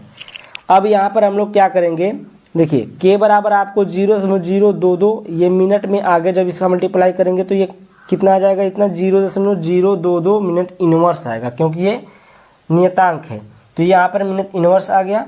उसके बाद देखिए क्या हो जाएगा, दूसरा वाला जो दिया यहाँ पर 75, उसके 75% पूर्ण होने में लगा समय निकालना है, तो 75% के लिए एक बार निकालेंगे, तो एक बार 20% के लिए था, अब यहाँ पर 75% के लिए निकालेंगे, तो यहाँ पर 100, यहाँ पर 100, और यहाँ पर 100 में से 75 घटाएंगे तो 25 बचेगा, 25 चौक को 100 हो जाएगा, तो यहाँ पर 4 log 4 का मान हम लोग रखेंगे। log 4 का मान 0 क्या होता है 0.062 होता है। ठीक है, 0.062 होता है, 0 आप लगा सकते हैं 4 अंक का बनाना है तो। उसके बाद देखिए हम लोग कुछ नहीं करेंगे, बस मल्टीप्लाई करेंगे। जब इसमें मल्टीप्लाई करेंगे तो t इक्वल टू क्या हो जाएगा, इसको मल्टीप्लाई कर दीजिए, t बराबर आपका हो जाएगा, तो यहाँ पर देखिए आपका t इक्वल टू आ जाएगा 63.018 मिनट। ठीक है, तो ये 75% पूर्ण होने में लगा समय है। ठीक है, कितना लगेगा 75% पूर्ण होने में कितना समय लगेगा आपका 63.018 मिनट। ठीक है, आपका ये क्वेश्चन प्रश्न नंबर 5 का ख था, ख खत्म हो गया। अब देखते हैं अगला क्वेश्चन। तो यहाँ पर देखिए प्रश्न नंबर 5 का ग है, तो प्रश्न नंबर 5 का ग देखिए हम लोग देखते हैं यहाँ पर, निम्नलिखित उपसंयोजक यौगिकों के सूत्र लिखिए। तो यहाँ पर देखिए a tetra amine di aqua cobalt, और यहाँ पर 3rd क्लोराइड है। ठीक है, तो यहाँ पर टेट्रा एमीन का है तो 4 गो एमीन, टेट्रा का मतलब 4 होता है, एमीन का मतलब अमोनिया। ठीक है, 4 गो अमोनिया होना चाहिए। डाई एक्वा का मतलब जल होता है तो H2O, और डाई का है तो 2। ठीक ना, कोबाल्ट का मतलब CO, और थर्ड मतलब इसी में हो गया। और थर्ड ये देखिए इसका 0 होता है संयोजकता। और 3rd क्लोराइड का है तो 3 क्लोराइड यहाँ पर लगा दीजिए। उसके बाद पोटेशियम ट्राई ऑक्सलेटो क्रोमेट 3rd। अब यहाँ पर देखिए पोटेशियम का दिया, तो पोटेशियम जो होता है धातु होता है, ये पहले लिखेंगे। ठीक ना, पोटेशियम पहले लिखेंगे, K3 हो जाएगा। और ट्राई ऑक्सलेटो का सूत्र आपको पता होना चाहिए, C2O4 होता है, C2O4 ये ऑक्सलेटो होता है। और ट्राई का है तो ट्राई का मतलब होता है 3, तो C2O4 कितना बार 3 बार। क्रोमेट का है तो Cr लगा दीजिए, और ये कुछ नहीं करना है, क्रोमेट 3rd हो गया। 3rd का मतलब यही कि पोटेशियम कितना रहेगा, तो 3rd है तो यहाँ पर 3 रख देंगे पोटेशियम को। उसके बाद देखिए FeCN6 4- तथा FeH2O2+ के तनु विलयनों के रंग भिन्न होते हैं, समझाइए। मतलब इनके जो होते हैं रंग दोनों के भिन्न भिन्न होते हैं, क्यों होते हैं आपको यही बताना है, क्योंकि दोनों में ये जो धातु है दोनों एक ही, यहाँ पर भी F ही यहाँ पर ही F ही है, लेकिन इसमें जो लिगेंड है ना, ये जो लिगेंड है, लिगेंड की संख्या जो है अलग अलग है, दूसरी है, और लिगेंड की संख्या ही नहीं, संख्या तो एक है, ये 6 भी, ये भी 6 है, लेकिन ये साइनाइड है और ये एक्वा है यानी कि जल है। अब देखिए यहाँ पर क्या होता है कि FeCN6 ये 4- में CN जो होता है, CN एक स्ट्रांग फील्ड लिगेंड होता है। ठीक ना, स्ट्रांग फील्ड का लिगेंड का मतलब समझिए कि ये बहुत मजबूत होता है। क्या होता है, बहुत मजबूत होता है। यह अधिक डी विसंजन यानी कि डी स्प्लिटिंग करता है, यानी कि क्या करता है डी में, यानी कि जो इसका उपकोष भरता है, जब भरा जाता है 1 इलेक्ट्रॉन 2 इलेक्ट्रॉन 3 इलेक्ट्रॉन, तो ये डी उपकोष में भरता है। ठीक है, परिणाम स्वरूप यह अलग तरंग दैर्घ्य की प्रकाश ऊर्जा को अवशोषित करता है। और ये जो होता है, जब तरंग दैर्घ्य जो रंग वाला होता है, जो तरंग दैर्घ्य होता है वो अलग प्रकाश यानी कि जो उसकी ऊर्जा होती है, अलग प्रकाश की ऊर्जा को ये क्या करता है, सोखता है, अवशोषित करता है, अलग रंग दिखाता है। तो इसलिए क्या करता है, ये अलग रंग दिखाता है। उसके बाद देखिए FeH2O6 है, और 2+ में H2O एक वीक फील्ड लिगेंड है, जैसे ये स्ट्रांग था ऐसे ये वीक फील्ड लिगेंड है। यह कम डी स्प्लिटिंग करता है, यह दूसरी तरंग दैर्घ्य की ऊर्जा को अवशोषित करता है, दूसरा रंग दिखाई देता है। ठीक ना, इसलिए क्या करता है, यह दूसरा रंग दिखाई देता है, अलग अलग स्प्लिटिंग, अलग अलग ऊर्जा, अलग अलग रंग। देखिए दोनों कहने का मतलब ये है कि जब इसमें अलग अलग, दोनों में अलग अलग स्प्लिटिंग होगी, जब अलग अलग ऊर्जा निकलेगी, और तभी क्या होगा, अलग अलग रंग भी दिखाई देंगे। ठीक है, तो आपका प्रश्न नंबर 5 के ग तक हम पूरा क्वेश्चन कंप्लीट करा दिए हैं। आप लोग नोट भी करते जाइए ताकि आपके ऊपर बर्डन न बने और आप लोग परीक्षा के समय एकदम निश्चिंत होकर कॉपी करके बढ़िया से बढ़िया एकदम नंबर लाएं और बढ़िया से तैयार कर लें। ठीक है, तो आप लोगों को पीडीएफ कर सकते हैं, आपको पीडीएफ मिल जाएगी। पीडीएफ के लिए 200 रुपये लगते हैं। वो भी देखिए केमिस्ट्री का 5 साल का मिलेगा, 2020 से लगाए 2025 तक 6 साल का। फिजिक्स का भी 6 साल का 2020 से 25 तक। बायो का भी मिल जाएगा आपको 2022, 23, 24, 25। और देखिए इंग्लिश का भी मिल जाएगा और मैथ का भी मिल जाएगा। ठीक है, तो अगर आपको पीडीएफ चाहिए तो इस पर कॉन्टेक्ट कर सकते हैं। यहाँ पर देखिए प्रश्न नंबर 5 का घ, निम्न पदों को समझाइए। ठीक है, निम्न पदों को समझाना है। ज्विटर आयन को पेप्टाइड बंध है, प्रोटीन की प्राथमिक संरचना, उसके बाद पॉलीसैकेराइड्स। ठीक, यहाँ पर है पहली point zwitter ion. Zwitter ion किसे कहते हैं, ज्विटर आयन क्या होता है, तो यहाँ पर समझिए आप लोग। देखिए ज्विटर आयन एक ऐसा अणु होता है जिसमें एक साथ धनायन और ऋणायन आवेश उपस्थित होते हैं। देख, ज्विटर आयन एक प्रकार का अणु होता है। ठीक है, ज्विटर आयन क्या होता है, एक प्रकार का अणु होता है जिसमें देखिए इसमें क्या होता है, धन प्लस आयन भी होता है और माइनस आयन भी होता है। ठीक है, परंतु संपूर्ण अणु विद्युत रूप से उदासीन होता है। जो अणु होता है, पूरा जो अणु होता है वो क्या होता है, विद्युत रूप से क्या होता है, उदासीन होता है। उदासीन का मतलब जब दोनों में धनायन भी रहेगा ऋणायन भी रहेगा तो दोनों चीज हो गई। तब दोनों चीज हो गई तो क्या होगा कि वो क्या हो गया, उदासीन हो गया। तो ये क्या होता है, उदासीन होता है। अमीनो अम्लों में यह अवस्था आमतौर पर देखी जाती है। यह ज्विटर आयन वाली जो अवस्था होती है ये कहाँ पर ज्यादातर देखी जाती है, अमीनो अम्ल में देखी जाती है। ठीक है, एमाइड जो होता है, एमाइड होता है ना, NH3 से जो भी NH2 से जो भी मिलकर अम्ल बना होता है उसी को अमीनो अम्ल बोलते हैं। अब देखिए यहाँ पर सेकेंड हेडिंग है पेप्टाइड बंध। ठीक है, पेप्टाइड बंध किसे कहते हैं, पेप्टाइड बंध दो अमीनो अम्लों के बीच बनने वाला सहसंयोजक बंध होता है।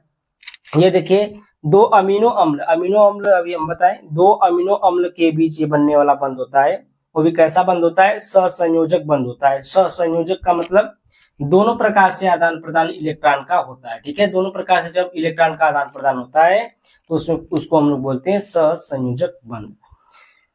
यह तब बनता है जब एक अमीनो अम्ल का अमीन समूह दूसरे अमीनो अम्ल के कार्बोक्सिलिक समूह से अभिक्रिया करता है जिससे जल अणु निकलता है। ठीक है, यह कब बनता है, जब एक अमीनो अम्ल का अमीन समूह, जो अमीनो ग्रुप होता है उसी की बात कर रहे हैं, कि जब एक अमीनो अम्ल का एमीन ग्रुप होता है जो वो अमीनो अम्ल के कार्बोक्सिलिक ग्रुप है। ठीक है, कार्बोक्सिलिक जो COOH होता है, कार्बोक्सिलिक समूह होता है, उसी कार्बोक्सिलिक समूह के से अभिक्रिया करता है तब जाके यह जल अणु निकलता है। इसमें से क्या निकलता है, जल अणु निकलते हैं। ठीक है, तीसरी पॉइंट है प्रोटीन की प्राथमिक संरचना। प्रोटीन की प्राथमिक संरचना देखिए, प्रोटीन की प्राथमिक संरचना उसमें उपस्थित अमीनो अम्लों की विशिष्ट अनुक्रम होती है।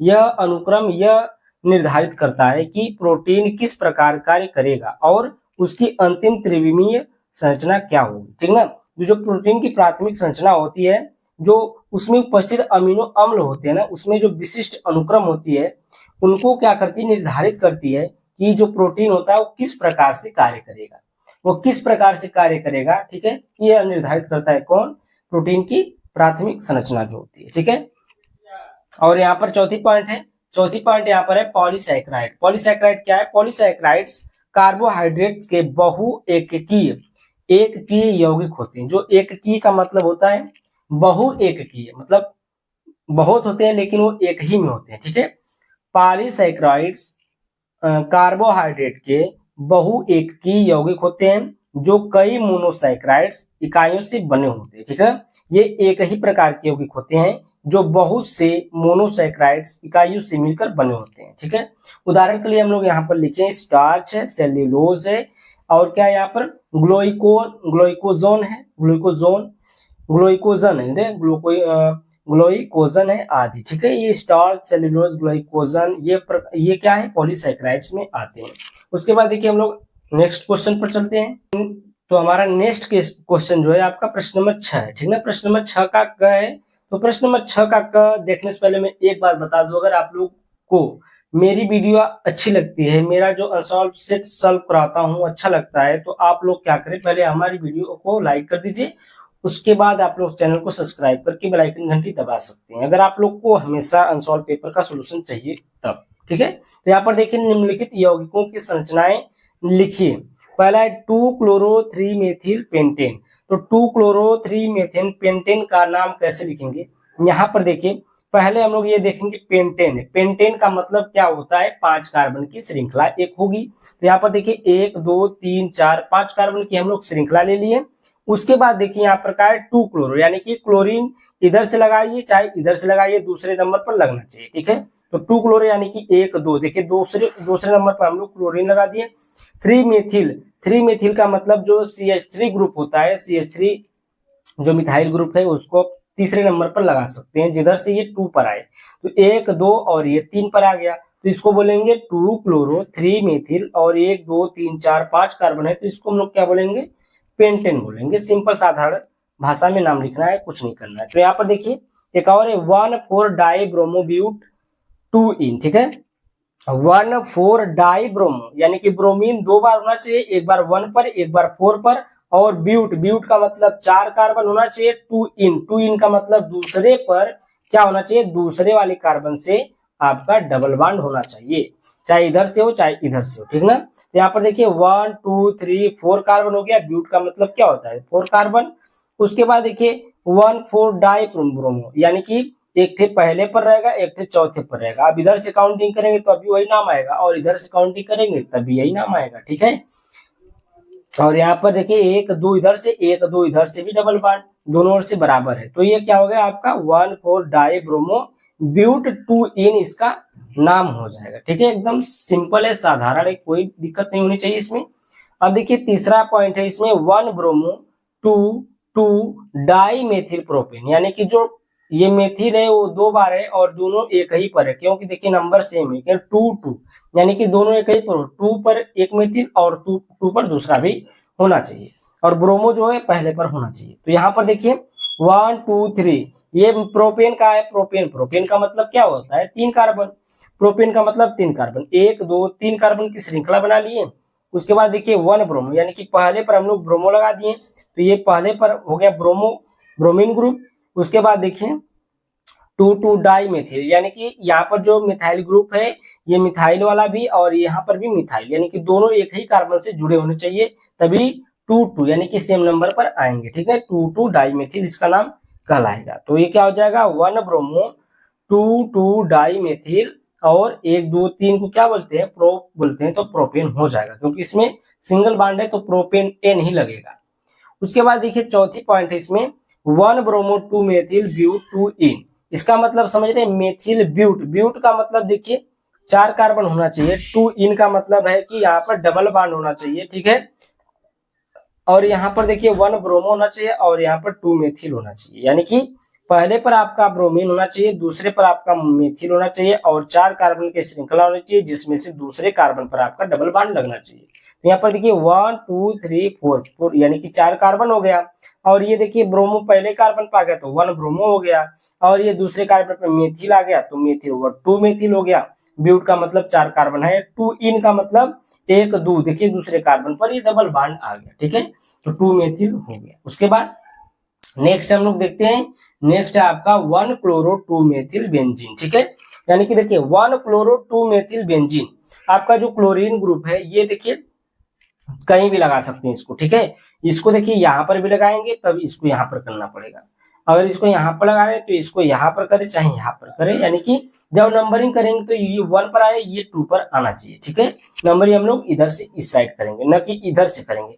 अगर हम लोग इधर से करेंगे तो 1 2 3 4 5 6 पर आ जाएगा, है ना, तो ये 6 पर आ जाएगा, तो हम ये नाम गलत हो जाएगा। अगर हम लोग इधर से करेंगे तभी ये नाम सही होगा, 1 2 3 4 5 6। ये देखिए 1 क्लोरो, बेंजीन पर क्या करेंगे, ये क्लोरो लगा देंगे, तो ये 1 क्लोरो हो गया। 2 मेथिल का है तो दूसरे नंबर पर आपको 2 मेथिल लगा देना है, मेथिल ग्रुप लगा देना है। अगर यहाँ पर 3 का था तो यहाँ पर लगाते या फिर यहाँ पर लगा सकते हैं।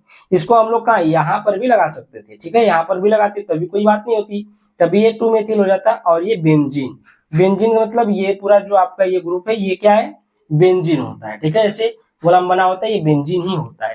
तो यहाँ पर 1 क्लोरो 2 मेथिल और ये बेंजीन, ये आपका साधारण नाम लिखना था एक, ये आपका नाम लिखा गया, संरचनाएं भी हो गई। ठीक है, आगे चलते हैं हम लोग। अब देखिए यहाँ पर आपका आता है प्रश्न नंबर 6 पे क का अथवा, ठीक ना, क का अथवा, ख का भी बचा है, ख का अथवा बचा है, सातवां बचा है, सातवें का ख का अथवा बचा है। ठीक है, सब बचा है, क्वेश्चन बहुत बचा है। तो यहाँ पर देखिए प्रश्न नंबर 6 के क का अथवा है, निम्नलिखित अभिक्रियाओं के उत्पाद लिखिए। उत्पाद लिखना यानी कि यहाँ पर देखिए आपका ये अभिक्रिया दिया गया था। ठीक है, ये क्या था, इतना अभिक्रिया दिया गया था और इसको हमें लिखना था, तो ये हम लिख चुके हैं। ठीक है, तो यहाँ पर देखिए, यहाँ पर बेंजीन दिया है, बेंजीन से एक कार्बन जुड़ा है और इस कार्बन से एक कार्बन जुड़ा है और इस कार्बन से डबल बॉन्ड लगा हुआ है। ठीक है, इस कार्बन से क्या लगा है, डबल बॉन्ड लगा है और यहाँ पर उपस्थिति किसकी है, HBr की, हाइड्रोजन ब्रोमाइड की है। अब देखिए क्या होता है यहाँ पर हम क्या करेंगे, HBr जो है किसमें टूटता है, H प्लस में, Br माइनस में टूटेगा ना। ये क्या होता है, H प्लस में और Br माइनस में टूटता है, H प्लस और ये Br जो होता है माइनस में टूटता है। और यहाँ पर जो ये हाइड्रोजन बांड है, ये क्या करेगा, बांड यहाँ पर जो है ना, ये हाइड्रोजन बांड, ये बांड अपना इलेक्ट्रॉन लेकर के चला जाएगा। ये क्या करेगा, इलेक्ट्रॉन लेकर के चला जाएगा। ये कार्बन अपना इलेक्ट्रॉन लेगा तो इस पर हो जाएगा पॉजिटिव चार्ज और ये आपका हो जाएगा निगेटिव चार्ज। क्या हो जाएगा, ये निगेटिव हो जाएगा। अब देखिए यहाँ पर पॉजिटिव चार्ज हुआ तो इस पॉजिटिव वाले क्या चाहिए, निगेटिव चाहिए, तो ये निगेटिव उठाएगा। ये जो ब्रोमीन है, ब्रोमीन आकर इस पर जुड़ जाएगा, तो देखिए यहाँ पर ब्रोमीन जुड़ गया और यहाँ पर देखिए CH आपका जो था, CH यहाँ पर क्या था, CH2 था। ठीक ना, तो यहाँ पर जो CH2 है, ये हाइड्रोजन इस पर आ जाएगा कार्बन पर, और ये जब कार्बन पर आएगा तो ये बांड क्या करेगा, ये बांड उठा लेगा। ये जब ये बांड ये उठाएगा कार्बन, ये बांड उठाएगा कार्बन, तो इस पर माइनस चार्ज आएगा। ठीक है, इस पर क्या आएगा, ये बांड उठा लेगा, फिर ये देखिए क्या होगा, यहाँ पर ये बांड उठाएगा और ये हाइड्रोजन को भी देगा।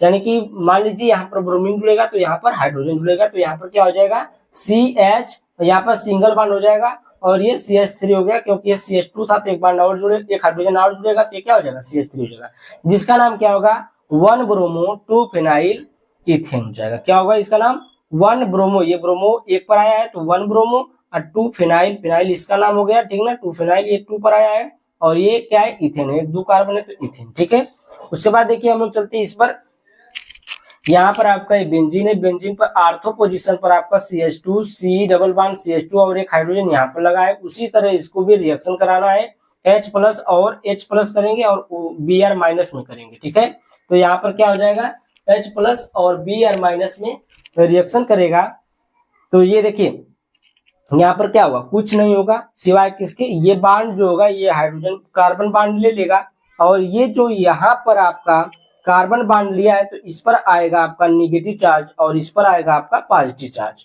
ठीक है, तो इस पर निगेटिव चार्ज, इस पर पॉजिटिव चार्ज आएगा, तो ये क्या करेगा, ब्रोमीन इस पर जुड़ेगा और हाइड्रोजन जो इस पर जुड़ेगा। इसी प्रकार से यहाँ पर भी, यहाँ पर नहीं होगा, यहाँ पर कुछ नहीं होगा, ये बांड लेगा तो इस पर क्या आएगा, निगेटिव चार्ज आएगा और इस पर क्या आएगा, पॉजिटिव चार्ज आएगा।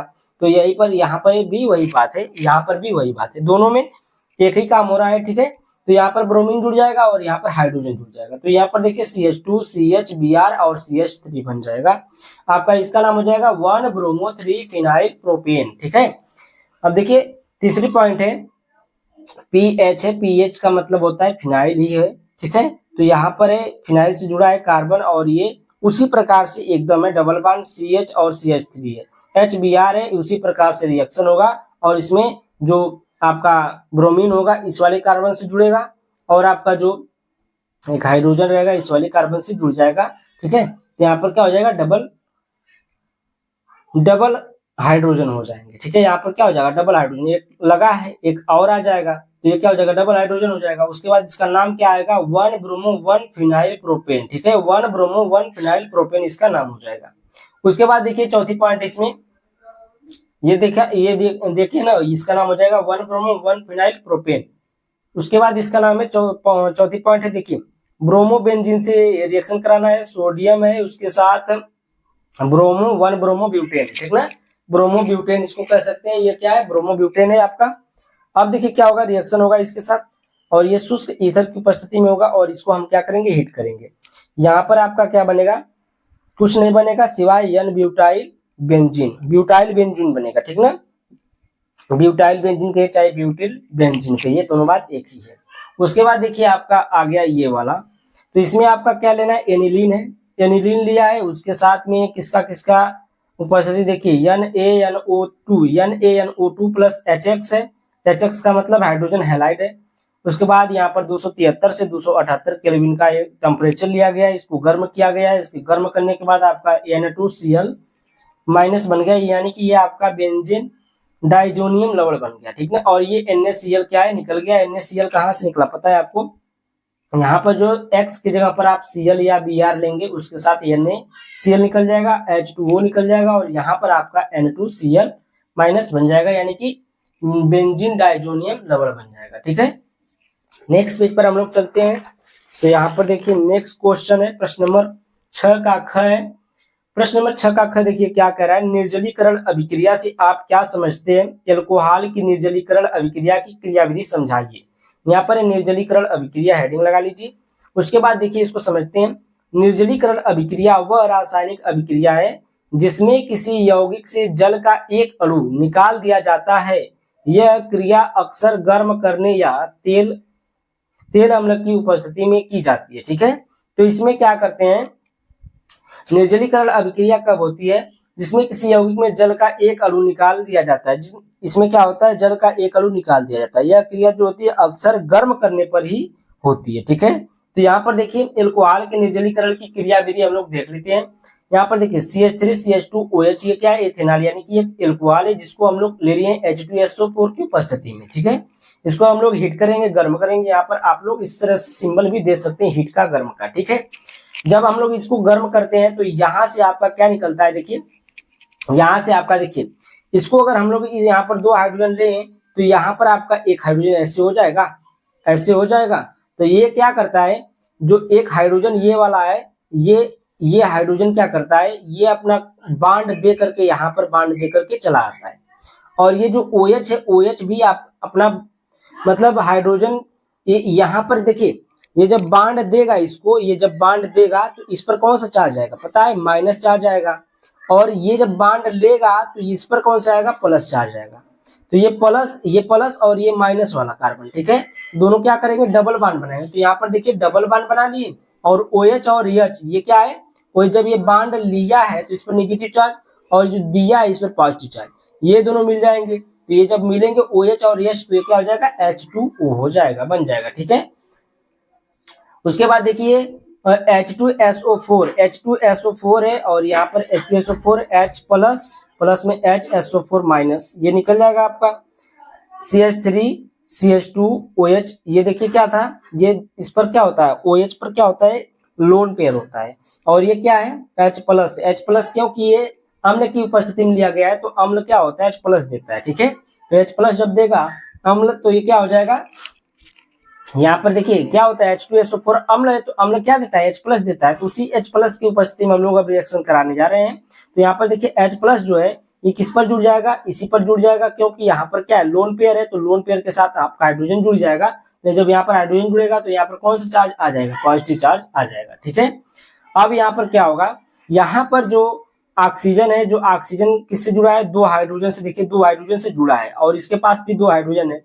अब ये क्या करेगा, यहाँ से बांड उठाएगा, ऑक्सीजन को दे देगा। जब ये ऑक्सीजन को देगा ना तो इस पर जो चार्ज है, कौन सा चार्ज आ जाएगा आपका, ये देखिए यहाँ से जब ये बांड उठाएगा इसको देगा तो ये आपका जो प्लस चार्ज था ये क्या हो जाएगा, न्यूट्रल हो जाएगा, क्योंकि इस पर प्लस चार्ज था। निगेटिव चार्ज आएगा तो जो निगेटिव था और जो पॉजिटिव था क्या हो जाएगा, दोनों मिलकर न्यूट्रल हो जाएगा। तो यहाँ पर क्या हो जाएगा आपका H2O बन के निकल जाएगा और इस पर क्या बचेगा, आपका प्लस चार्ज बचेगा। तो यहाँ पर आपका देखिए प्लस चार्ज बचा है, प्लस चार्ज बचा है यहाँ पर। अब ये जो हाइड्रोजन है, ये वाला हाइड्रोजन ये क्या करेगा, अपना बांड उठा करके इसको दे देगा। अब ये वाला हाइड्रोजन जब बांड उठा कर देगा तो यहाँ पर क्या हो जाएगा, डबल बांड लगेगा, ठीक है। तो यहाँ पर जब डबल बांड लग जाएगा और इस पर क्या बचेगा, प्लस चार्ज। तो अब देखिए यहाँ पर क्या बच जाएगा, CH2, यानी कि ये C और ये दोनों H बच जाएगा, ये C और ये दोनों H, ये प्लस और ये वाला निगेटिव आएगा, बांड आएगा तो मिल जाएगा इसमें। तो यहाँ पर क्या बच जाएगा, ये H बचेगा H प्लस के रूप में। ये देखिए जो आपका अम्ल यहाँ पर लिया गया था वो आपका अम्ल जो है निकल जाएगा, हाइड्रोजन निकल जाएगा। ठीक है, तो ये आपका था निर्जलीय अभिक्रिया से आप क्या समझते हैं, एल्कोहल की निर्जलीकरण मतलब अभिक्रिया की क्रिया विधि था। ठीक है, तो अगर आप लोग को यहाँ तक वीडियो अच्छी लगी तो वीडियो को लाइक कर दीजिए, चैनल को सब्सक्राइब कर दीजिए, बेल आइकन घंटी दबा दीजिए ताकि मैं ऐसी ऐसी वीडियो जब भी बनाऊं तो आपको मिलती रहे। ठीक ना, पीडीएफ को देखिए, पीडीएफ चाहिए तो 7746001273, ठीक है, 74612763, इस पर आप लोग कांटेक्ट कर सकते हैं, व्हाट्सएप कर सकते हैं। ठीक है, और पीडीएफ देखिए 2020 से लगाए 2025 तक, केमिस्ट्री, फिजिक्स, बायोलॉजी का 2022, 23, 24, 25, मैथ का 23, 24, 25। ठीक है, इंग्लिश का भी मिल जाएगा 2 साल का। अगर आप लोगों को चाहिए तो आप लोग कांटेक्ट कर सकते हैं, व्हाट्सएप कर सकते हैं, लेकिन उसका पैसा लगता है 200 रुपीज लगता है, यानी कि 200 रुपये में आपको टोटल मिल जाएगा सभी का सोल्यूशन।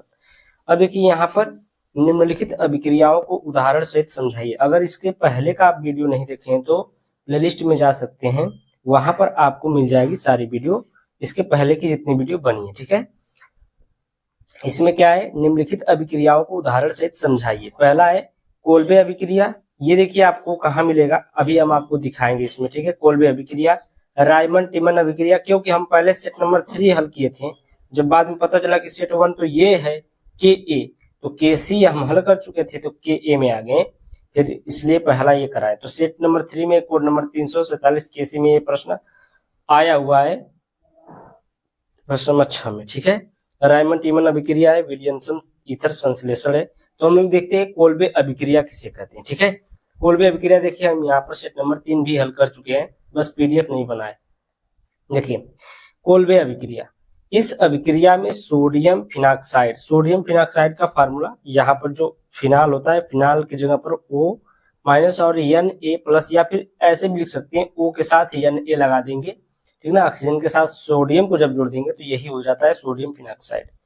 तथा कार्बन डाइऑक्साइड को 400 केल्विन तथा 6 वायुमंडलीय दाब पर गर्म किया जाता है तो सैलिसिलिक अम्ल बनता है, इसे कोल्बे अभिक्रिया कहते हैं। एकदम सिंपल परिभाषा है, अगर आप लोग ये परिभाषा लिखना जान गए तो आप लोग रिएक्शन कर लेंगे।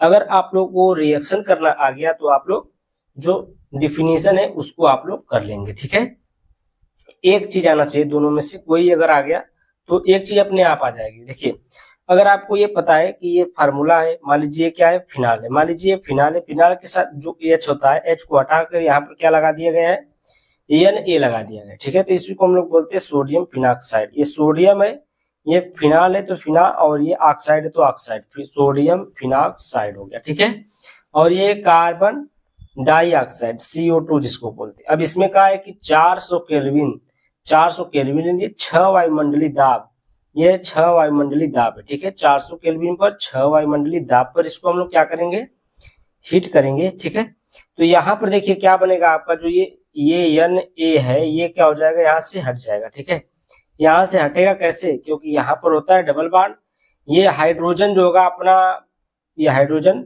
यहाँ से उठेगा, हाइड्रोजन आकर के इसके साथ जुड़ेगा। ठीक है, तो ये हो जाएगा OH, और यहाँ पर जो हाइड्रोजन हटेगा उसी के जगह पर आकर COOH जुड़ जाएगा, तो ये हो जाएगा COOH, तो यहाँ पर आपका सैलिसिलिक अम्ल बन जाएगा। ठीक है, तो कोल्बे अभिक्रिया से क्या बनता है, सैलिसिलिक अम्ल बनता है। ये आपका सोडियम फिनाक्साइड है, कार्बन डाइऑक्साइड ये है, और ये आपका सैलिसिलिक अम्ल है। उसके बाद दूसरा इसमें कहा गया है, दूसरा है रायमंड टिमन अभिक्रिया। ठीक ना, तो रायमंड टिमन अभिक्रिया देखिए हम यहाँ पर लिखे हैं।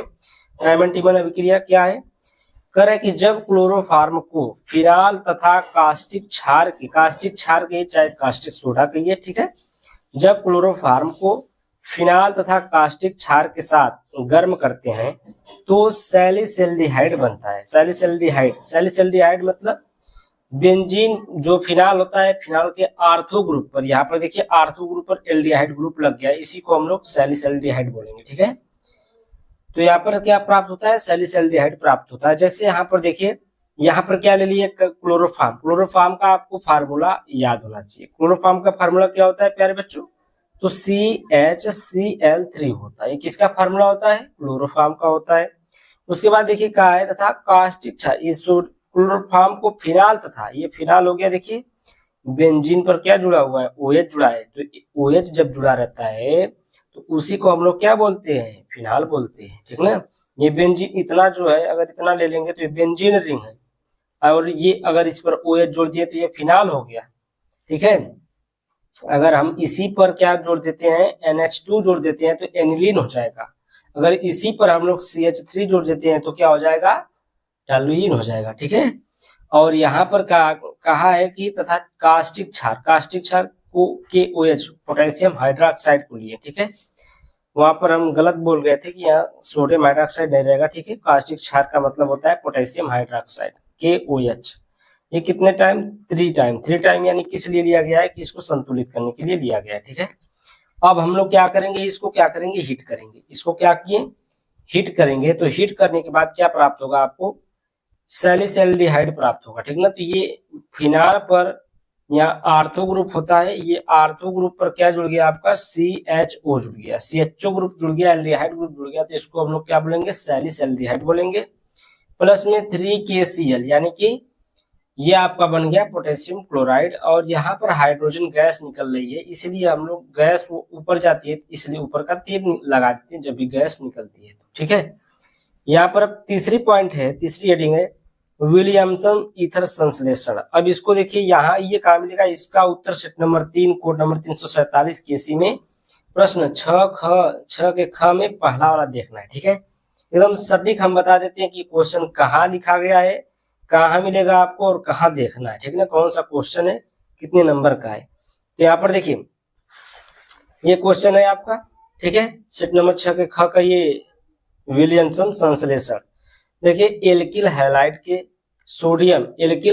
के सोडियम या पोटेशियम एल्काक्साइड के साथ गर्म करने पर ईथर प्राप्त होता है, ठीक है। यह अभिक्रिया विलियमसन संश्लेषण अभिक्रिया कहलाती है। यह अभिक्रिया क्या कहलाती है, विलियमसन संश्लेषण अभिक्रिया कहलाती है, ठीक है प्यारे बच्चों। अब यहाँ पर देखिए मैं एग्जाम्पल के थ्रू आपको समझाने की कोशिश करूंगा कि आप लोगों को बढ़िया समझ में आ जाए। तो यहाँ पर देखिए एल्किल हैलाइड का है ना, तो एल्किल हैलाइड यानी कि RX, R क्या है, एल्किल है, X क्या है, हैलोजन ग्रुप है, ठीक है, तो हैलाइड इसको बोलेंगे। प्लस में क्या क्या लिया है, सोडियम या पोटेशियम एल्काक्साइड। यहाँ पर सोडियम ले सकते हैं या पोटेशियम ले सकते हैं, तो हम लोग सोडियम ले लिए, सोडियम का एल्काक्साइड है, ठीक ना। तो यहाँ पर एल्काक्साइड का मतलब इसमें R भी है और ऑक्साइड भी है, तो एल्काक्साइड हो गया, ठीक ना। एल्किल ग्रुप के साथ ऑक्सीजन जुड़ा है, उसके बाद सोडियम, तो ये क्या हो गया, सोडियम एल्काक्साइड। अब इसको हम लोग क्या करेंगे, हीट करेंगे। इसको जब हम लोग हीट करेंगे ना, तो ये जो सोडियम होगा, ये सोडियम निकल जाएगा किसके साथ, इस हाइड्रोजन ग्रुप के साथ अपना रिएक्शन करेगा और NX बनाएगा, यानी कि सोडियम हाइलाइड बनाएगा। और जो यहाँ पर R रहेगा, ये R आकर यहाँ पर जुड़ जाएगा, ठीक है। तो यहाँ पर देखिए ROR बन गया, यानी कि ये क्या बन गया आपका, ईथर बन जाता है। अब एक एग्जाम्पल लिए, यहाँ पर एथिल ब्रोमाइड है और यहाँ पर एथिल, ये क्या है, सोडियम एल्काक्साइड यानी कि सोडियम एथॉक्साइड है, ठीक है। इसको क्या बोलेंगे, सोडियम एथॉक्साइड बोलेंगे। और ये आपका एथिल ब्रोमाइड है। जब हम लोग रिएक्ट करते हैं तो आपको पता है जो Br है माइनस में होता है, सोडियम जो प्लस में होता है, तो ये सोडियम और ये Br क्या बना देंगे, सोडियम ब्रोमाइड बना करके बाहर निकल जाएंगे। ये इनको लिखेंगे नहीं लिखेंगे तभी कोई बात नहीं है, आपका मेन प्रोडक्ट ये ईथर वाला है। तो C2H5O है, तो यहाँ पर क्या जुड़ जाएगा, C2H5 जुड़ जाएगा, यहाँ पर क्या हो जाएगा, C2H5O C2H5, ठीक है। इसको हम लोग बोलेंगे डाई एथिल ईथर बोलते हैं। देखिए एक गो एथिल इधर है, एक गो एथिल इधर है, तो दोनों तरफ एथिल ग्रुप है, जिसको हम लोग क्या बोलेंगे, डाई एथिल ईथर बोलेंगे। इसका नाम क्या हो जाएगा, डाई एथिल ईथर हो गया, ठीक है। तो आपका ये प्रश्न नंबर 6 का ख का अथवा वाला समाप्त हुआ। अब देखिए हम लोग आते हैं प्रश्न नंबर 7 के क पर। प्रश्न नंबर 7 का क क्या कर रहा है, निम्नलिखित यौगिकों के IUPAC नाम लिखिए। IUPAC नाम लिखना है, कुछ नहीं करना है। यहाँ पर देखिए बेंजीन पर एक जगह पर CHO है, एक जगह पर CH3 है, तो ज्यादा इसको प्रायोरिटी दी जाती है कि इसको, तो जो ग्रुप होता है, जो समूह होता है ना, जो फंक्शनल ग्रुप होते हैं उनको ज्यादा प्रायोरिटी दी जाती है, किसके, जो चैन में जो लटके हुए लोग होते हैं उनके थ्रू, ठीक है। तो यहाँ पर देखिए CHO ग्रुप है, तो यहाँ से हम लोग नंबरिंग करेंगे। तो जिधर से ये साइड चैन नजदीक पड़ती है उधर से नंबरिंग करते हैं। तो यहाँ पर करेंगे 1, ये 2 पर आएगा, ठीक ना, कितने पर आएगा, 2 पर आएगा। तो यहाँ पर ये 2 आ गया। तो यहाँ पर देखिए कह रहा है प्रश्न नंबर 7 का निम्नलिखित यौगिकों के IUPAC नाम। तो यहाँ पर मैं आपको कहाँ समझा रहा था, यहाँ पर समझा रहा था कि ये जो है साइड चेन में आ गया तो यहाँ से नंबरिंग करती है 1 2, ठीक है, तो ये 2 हो गया और ये 2 पर आया है तो इसको हम लोग क्या लिखेंगे साइड चेन में, तो साइड चेन पहले लिखते हैं। तो यहाँ पर देखिए 2 मेथिल, इसको क्या लिखेंगे, मेथिल होता है मेथिल, तो यहाँ पर हो जाएगा 2 मेथिल बेंजल्डिहाइड, ठीक है, क्योंकि इस पर आया आपका CHO ग्रुप, तो ये क्या हो जाएगा बेंजल्डिहाइड हो जाएगा, 2 मेथिल बेंजल्डिहाइड। उसके बाद यहाँ पर CH3 का ट्वाइस है CHCOCH और ये CH3 का ट्वाइस इधर भी है, तो इसका नाम क्या हो जाएगा, अगर हम लोग इसको विस्तार में लिखते हैं तो ये देखिए CH पर 2 आ जाएगा, ठीक है, ऐसे हो जाएगा, यहाँ पर ऐसे ऐसे लग जाएगा, ठीक है। उसके बाद ये CH है और ये CH3, फिर यहाँ पर भी CH3, फिर यहाँ पर आपका देखिए क्या हो जाएगा C है, फिर यहाँ पर आपका O ग्रुप है, यहाँ पर ऊपर लिख दीजिए O ग्रुप, ठीक है, और यहाँ पर CH है और यहाँ पर आपका CH3 एक इधर हो जाएगा और एक इधर हो जाएगा, ठीक है, जैसा कि इधर है वैसा इधर है। तो यहाँ से एक नंबर का 1 2 3 4 5, ठीक है, 5 आ रहा है, तो 5 को हम लोग पेंट बोलते हैं। अब ये देखिए एक बार ये वाला साइड चेन हो जाएगा, एक बार ये साइड चेन, दोनों साइड चेन हो गए, ये वाला दोनों साइड चेन। तो यहाँ पर 3 डाई मेथिल 2 पेंटेनोन, पेंटेनोन क्यों आया है, क्योंकि इसमें कीटोन ग्रुप आया है, तो CO का मतलब होता है कीटोन ग्रुप, ठीक है, तो कीटोन ग्रुप आया इसलिए 3 डाई मेथिल क्या हो जाएगा 2 पेंटेनोन हो जाएगा, ठीक है। उसके बाद देखिए क्या हो जाएगा आपका ये दूसरा वाला है CH3CHO। अब इसको जब हम लोग IPAC नाम लिखेंगे तो इसका नाम क्या हो जाएगा 2 मेथॉक्सीप्रोपेनॉल। 2 मेथॉक्सीप्रोपेनॉल क्यों आया है कि इसमें देखिए ऑक्सी ग्रुप आया है, ओ है ना ये, इसलिए ऑक्सी आया। किसके साथ आया है, मेथिन के आया, ये मेथिन मेथॉक्सी इसलिए लिखेंगे कि 2 पर आया है OCH3, ठीक है, 1 2 3 ग्रुप है, ठीक है, 2 पर आया है ये, इसलिए हम लिखेंगे इसको 2 मेथॉक्सी प्रोपेनल।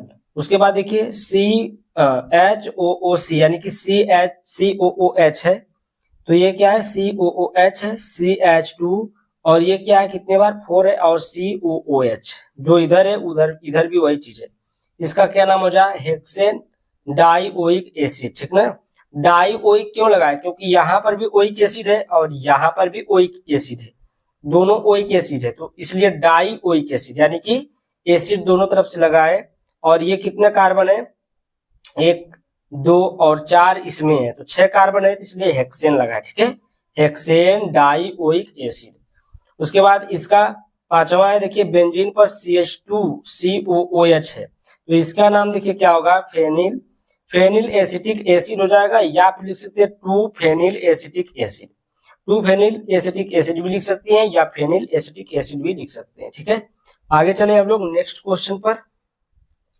नेक्स्ट क्वेश्चन देखिए आपका ये प्रश्न नंबर 7 का क का था, एक कार्बनिक यौगिक A जिसका आणविक सूत्र C, यहाँ पर देखिए गलत हो गया, ये C5H8 नहीं रहेगा, यहाँ पर C8 रहता है, 8 रहेगा, तो यहाँ पर ये क्वेश्चन मेरा गलत है, ठीक है, क्वेश्चन मैं सही से लिखूंगा, ये क्वेश्चन नहीं हुआ है लेकिन अब गलत हो गया तो कैसे, तो गलत हो गया तो गलत हम आंसर नहीं बताएंगे आपको, ठीक है। तो अगर ये क्वेश्चन मैं बाद में करा कोई प्रॉब्लम नहीं होनी चाहिए, क्योंकि मैं इसको बाद में ही कराऊंगा, ठीक है। उसके बाद देखिए हम लोग का आता है प्रश्न नंबर 7 का ख। प्रश्न नंबर 7 का ख देखिए है, कह रहा है कि निम्नलिखित अभिक्रिया में ABC की संरचना दीजिए। तो यहाँ पर देखिए ये अभिक्रिया दी गई है, उसमें A है B है C है, दोनों का संरचना लिखना है, ठीक है। तो यहाँ पर देखिए जब CH3CH2I, ये क्या है CH3CH2I NaCN, यानी कि इसके साथ इसकी उपस्थिति में जब रिएक्शन करते हैं तो ये आपका क्या बनता है, ये आपका बनता है CH3CH2CN बनता है, ठीक है, जिसका नाम होता है आपका प्रोपेन नाइट्राइल, ठीक ना, प्रोपेन नाइट्राइल होता है। उसके बाद देखिए यहाँ पर क्षार की उपस्थिति में रिएक्शन हुआ, OH माइनस का मतलब होता है क्षार, तो ये क्षार की उपस्थिति में जब रिएक्शन होगा तो ये क्या बनेगा आपका, देखिए CH3CH2COOH बना, यानी कि प्रोपेनोइक एसिड बन गया, क्या बन गया प्रोपेनोइक एसिड। अब प्रोपेनोइक एसिड में क्या कहा, देखिए यहाँ पर जब ये B बना तो B की जगह पर अब ये क्या बन गया NaOH की उपस्थिति में और Br2 ब्रोमीन के उपस्थिति में रिएक्शन कराना है, तो जब इसके साथ रिएक्शन कराएंगे तो ये आपका बनेगा CH3CH2NH2 एथिल एमीन बनेगा, ठीक है, इसका नाम क्या हो जाएगा एथिल एमीन हो जाएगा, सही से देख लीजिए। उसके बाद देखिए दूसरी पॉइंट है, दूसरी पॉइंट क्या है, C2H5N2Cl है, CuCN के साथ रिएक्शन कराना है, ABC बताना है, ठीक है। अब देखिए अब रिएक्शन करते कराते जाएंगे, नाम बताते जाएंगे। देखिए C2H5N2Cl, ठीक, इसके साथ जब रिएक्शन कराएगा, किसे, CuCN के साथ रिएक्शन कराएगा, कौन, ethyl diazonium chloride. Ethyl diazonium chloride जब CuCN के साथ रिएक्शन करेगा तो ये बनेगा आपका C2H5Cn बनेगा, यानी कि प्रोपेन नाइट्राइल बनेगा, ठीक है। प्रोपेन नाइट्राइल क्यों है, यहाँ पर 2 कार्बन है, एक कार्बन यहाँ पर भी है, ठीक है, 3 कार्बन इसलिए प्रोपेन, ठीक है। नाइट्राइल N है तो इसलिए नाइट्राइल। C2H5CH2NH2, ठीक है, ये क्या चीज है पता है, यही चीज है, NH3 है, इसलिए हम ऐसे ऐसे कर दिए कि ऊपर वाला चीज ही नीचे भी है, तो इसीलिए हम लोग उसी तरह लिख दिए हैं, क्योंकि ये क्वेश्चन दिया गया और ये सॉल्यूशन है। C2H5CH2NH2 बनेगा। इसका नाम क्या है, ब्यूटिल एमीन है, ठीक है, इसका नाम क्या है, ब्यूटिल एमीन है। और यहाँ पर देखिए फिर एक बार ये करेंगे, NH3 अमोनिया की उपस्थिति में हम लोग हीट करेंगे इसको, अमोनिया की उपस्थिति में जब गर्म करेंगे तो ये क्या बनेगा आपका, नो रिएक्शन, यानी कि यहाँ पर देखिए कोई रिएक्शन नहीं होगा, ठीक ना, कोई रिएक्शन नहीं होगा। अब देखिए यहाँ पर नो रिएक्शन क्यों है, क्योंकि दोनों ही प्राथमिक अमीन यौगिक हैं, गर्म करने पर बस वाष्पित हो सकते हैं। ये देखिए ये भी प्राथमिक एमीन है और ये भी प्राथमिक एमीन है, ठीक है। जब इसमें 2 कार्बन डायरेक्टली जुड़ेंगे तो ये हो जाएगा आपका द्वितीयक एमीन, और 3 कार्बन इसमें डायरेक्टली नाइट्रोजन से जुड़ेंगे तो ये आपका तृतीयक एमीन हो जाएगा, ठीक है। तो ये भी प्राथमिक एमीन है, ये भी प्राथमिक एमीन है। अब ये दोनों प्राथमिक एमीन होने की वजह से इनको जब हम लोग गर्म करते हैं तो ये वाष्पित हो जाते हैं, ठीक है, इसलिए कोई रिएक्शन नहीं देंगे। उसके बाद देखिए तीसरी पॉइंट है, CH3CH2Br KCN A है। अब यहाँ पर देखिए जब ये KCN की उपस्थिति में क्रिया करेगा एथिल ब्रोमाइड तो ये क्या बनेगा, प्रोपेन नाइट्राइल बनेगा, ठीक ना, क्या बनेगा, प्रोपेन नाइट्राइल बनेगा। तो यहाँ पर देखिए CH3CH2CN बन गया। फिर उसके बाद लिथियम एल्युमिनियम हाइड्राइड की उपस्थिति में क्रिया कराएंगे तो ये क्या बन जाएगा, प्रोपिल एमीन बनेगा। क्या बनेगा, प्रोपिल एमीन, चाहे प्रोपाइल एमीन पढ़िए इसको, तो ये प्रोपिल एमीन बनेगा। उसके बाद एक बार और रिएक्शन कराना है HNO2 की उपस्थिति में 273 केल्विन पर। जब हम लोग रिएक्शन कराएंगे तो ये बन जाएगा देखिए CH3CH2CH2OH, CH3CH2CH2OH यानी कि प्रोपेनाल बन गया आपका, क्या बन गया, प्रोपेनाल बन गया, ठीक है। सबका नाम भी लिख लीजिएगा। प्रश्न नंबर 7 के ख का अथवा देख लीजिए, यानी कि यही आपका लास्ट क्वेश्चन है इस सेट का। तो यहाँ देखिए प्राथमिक द्वितीयक एवं तृतीयक एमीनों की पहचान की विधि का वर्णन कीजिए, इन अभिक्रियाओं के रासायनिक समीकरण भी लिखिए हिंसबर्ग परीक्षण द्वारा, ठीक है। तो क्या कर रहा है, प्राथमिक द्वितीयक और तृतीयक एमीनों की पहचान करना है, इनका अभिक्रियाओं के साथ रिएक्शन भी देना है। तो यहाँ पर हम लोग कौन लेंगे परीक्षण के लिए, हिंसबर्ग परीक्षण लिया जाता है, हमेशा हम यही लेते हैं, ठीक है, और यही सबसे आसान भी है, अच्छा भी है, ठीक है। इसमें देखिए क्या है, अज्ञात अमीन को KOH के आधिक्य में बेंजीन सल्फोनिल क्लोराइड के साथ हिलाया जाता है या फिर मिलाया जाता है। तो देखिए क्या बनता है यहाँ पर देखिए प्राथमिक एमीन से क्रिया, जब हम लोग प्राथमिक एमीन से क्रिया करेंगे तो देखिए N जो है नाइट्रोजन जो है बेंजीन सल्फोनेमाइड, यहाँ पर देखिए पहले यहाँ शुरू है C6H5SO2Cl से क्रिया करके नाइट्रो कर सकते हैं, नाइट्रो बेंजीन सल्फोनेमाइड बनाता है, ठीक है। यह जल में विलय होता है, ये क्या होता है, जल में विलय होता है। जैसे यहाँ पर देखिए C6H5SO2Cl प्लस में HNH2C2H5, ठीक ना, ये प्राथमिक एमीन है आपका। ये H और ये Cl निकल जाएंगे बाहर और ये नाइट्रोजन इस पर जुड़ जाएगा। तो ये देखिए वही बात हुई जो हम कहें, HCl निकल गया और नाइट्रोजन इसी के साथ जुड़ गया, तो इसको बोलेंगे नाइट्रोजन एथिल बेंजीन सल्फोनेमाइड, ठीक है। दूसरा द्वितीयक एमीन से क्रिया, द्वितीयक एमीन से क्रिया करके N डाई यानी कि डबल N है, ठीक है, डाई एथिल बेंजीन सल्फोनेमाइड बनाता है। यह क्षार में अविलेय होता है, यह क्या होता है, क्षार में अविलेय होता है। यहाँ पर देखिए ये डाई एमीन है, डाई एथिल मतलब द्वितीयक एमीन कर सकते हैं। C6H5SO2Cl से क्रिया करेगा तो ये क्या बन जाएगा, C6, ये देखिए C6 है, ठीक है, C6H5SO2N C2H5 प्लस में HCl, ये आपका बन जाएगा। ठीक है, तृतीयक एमीन से क्रिया, तृतीयक एमीन से क्रिया C6H5SO2Cl से क्रिया नहीं करता है, क्योंकि देखिए यहाँ पर क्या होता है कि जब ये इसकी रिएक्शन करने की बारी होती है तो यहाँ पर देखिए हाइड्रोजन था, जब हाइड्रोजन निकलेगा तभी तो ये जुड़ेगा, हाइड्रोजन Cl को लेकर भागेगा तभी ना ये आकर इसके साथ मिलेगा। तो जब इसमें हाइड्रोजन नहीं है तो कहाँ से लेकर भागेगा, तो यहाँ पर कोई है ही नहीं, तो यहाँ पर कुछ नहीं है तो यहाँ पर भी कोई नहीं हटेगा। जब यहाँ पर कोई पॉजिटिव रहता तो यहाँ पर ये निगेटिव आता, तो जब नहीं है तो नहीं आएगा, तो इसलिए क्या हो जाएगा, ये कोई अभिक्रिया नहीं, क्योंकि कोई अन्य न्यूक्लियोफाइल मौजूद नहीं है यहाँ पर। ठीक है, अब देखिए सेकेंड क्वेश्चन है, अमीनो के क्वथनांक उनके समतुल्य एल्कोहलों और कार्बोक्सिलिक अम्लों से कम होते हैं, समझाइए। देखिए एमीन में NH2 ग्रुप होता है। ठीक है, क्या होता है एमीन में NH2 समूह तथा एल्कोहल में OH समूह और कार्बोक्सिलिक अम्ल में COOH समूह होता है। निर्भरता देखिए क्वथनांक में हम लोग तुलना करेंगे, किसी भी पदार्थ का क्वथनांक मुख्य रूप से उसके अणुओं के बीच अंतराळविक आकर्षण बल यानी कि इंटरमॉलिक्यूलर जो फोर्स लगता है उसकी बात की जा रही है। ठीक है, पर निर्भर करता है, किस पर निर्भर करता है, जो अंतराळविक आकर्षण बल होता है, इंटरमॉलिक्यूलर फोर्स होता है, उस पर क्या करता है, निर्भर करता है। ये बल जितने अधिक होंगे क्वथनांक उतना ही अधिक होगा। ये बल का मतलब है जो ये फोर्स लगेगा वो जितना ज्यादा होगा उसका जो क्वथनांक होगा ना उतना ही क्या हो जाएगा, कम होता जाएगा। ठीक है, अब देखिए यहाँ पर तुलना करते हैं हम लोग, तुलना करते हैं हाइड्रोजन बॉन्डिंग वाला। तो यहाँ पर देखिए कार्बोक्सिलिक एसिड, सबसे मजबूत हाइड्रोजन बॉन्डिंग कार्बोक्सिलिक अम्ल की होती है। ठीक है, सबसे मजबूत जो हाइड्रोजन बॉन्डिंग होती है किसकी होती है, कार्बोक्सिलिक अम्ल जो होता है COOH ग्रुप जो होता है उसकी होती है। ठीक है, ये आपस में डाइमर बना लेते हैं जिससे बहुत ही मजबूत इंटरमॉलिक्यूलर बल होता है, इस कारण से इनका क्वथनांक सबसे अधिक होता है। तो सबसे अधिक क्वथनांक किसका हो गया, कार्बोक्सिलिक एसिड का होगा। एल्कोहल, इनमें OH समूह होता है जो अच्छी हाइड्रोजन बॉन्डिंग करता है लेकिन कार्बोक्सिलिक अणु की तुलना में कमजोर होता है, इसलिए इनका क्वथनांक मध्यम होता है।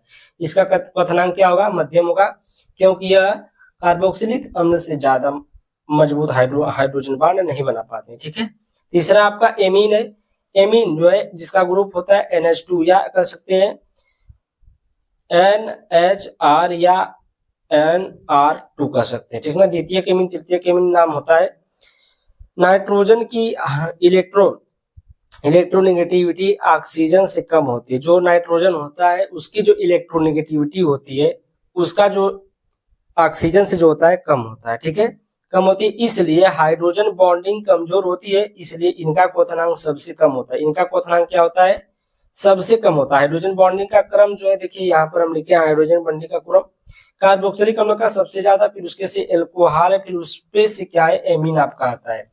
कार्बोक्सिलिक अम्ल जो होता है उसका जो हाइड्रोजन बॉन्डिंग है सबसे अधिक होता है, अभी बताए हैं, और जो एल्कोहल है मध्यम में है और जो एमीन आपका लास्ट में आता है। ठीक है, अगर आप लोगों को PDF चाहिए तो PDF के लिए आप लोग 7460012763 पर आप लोग कॉन्टेक्ट कर सकते हैं, व्हाट्सएप कर सकते हैं। अगर आप लोग को वीडियो अच्छी लगती है तो वीडियो को लाइक, चैनल को सब्सक्राइब और बेल आइकन घंटी दबाकर रोज ऐसी वीडियो पाने की मतलब देखें। ठीक है, मैं ऐसी रोज वीडियो डालूंगा आज से।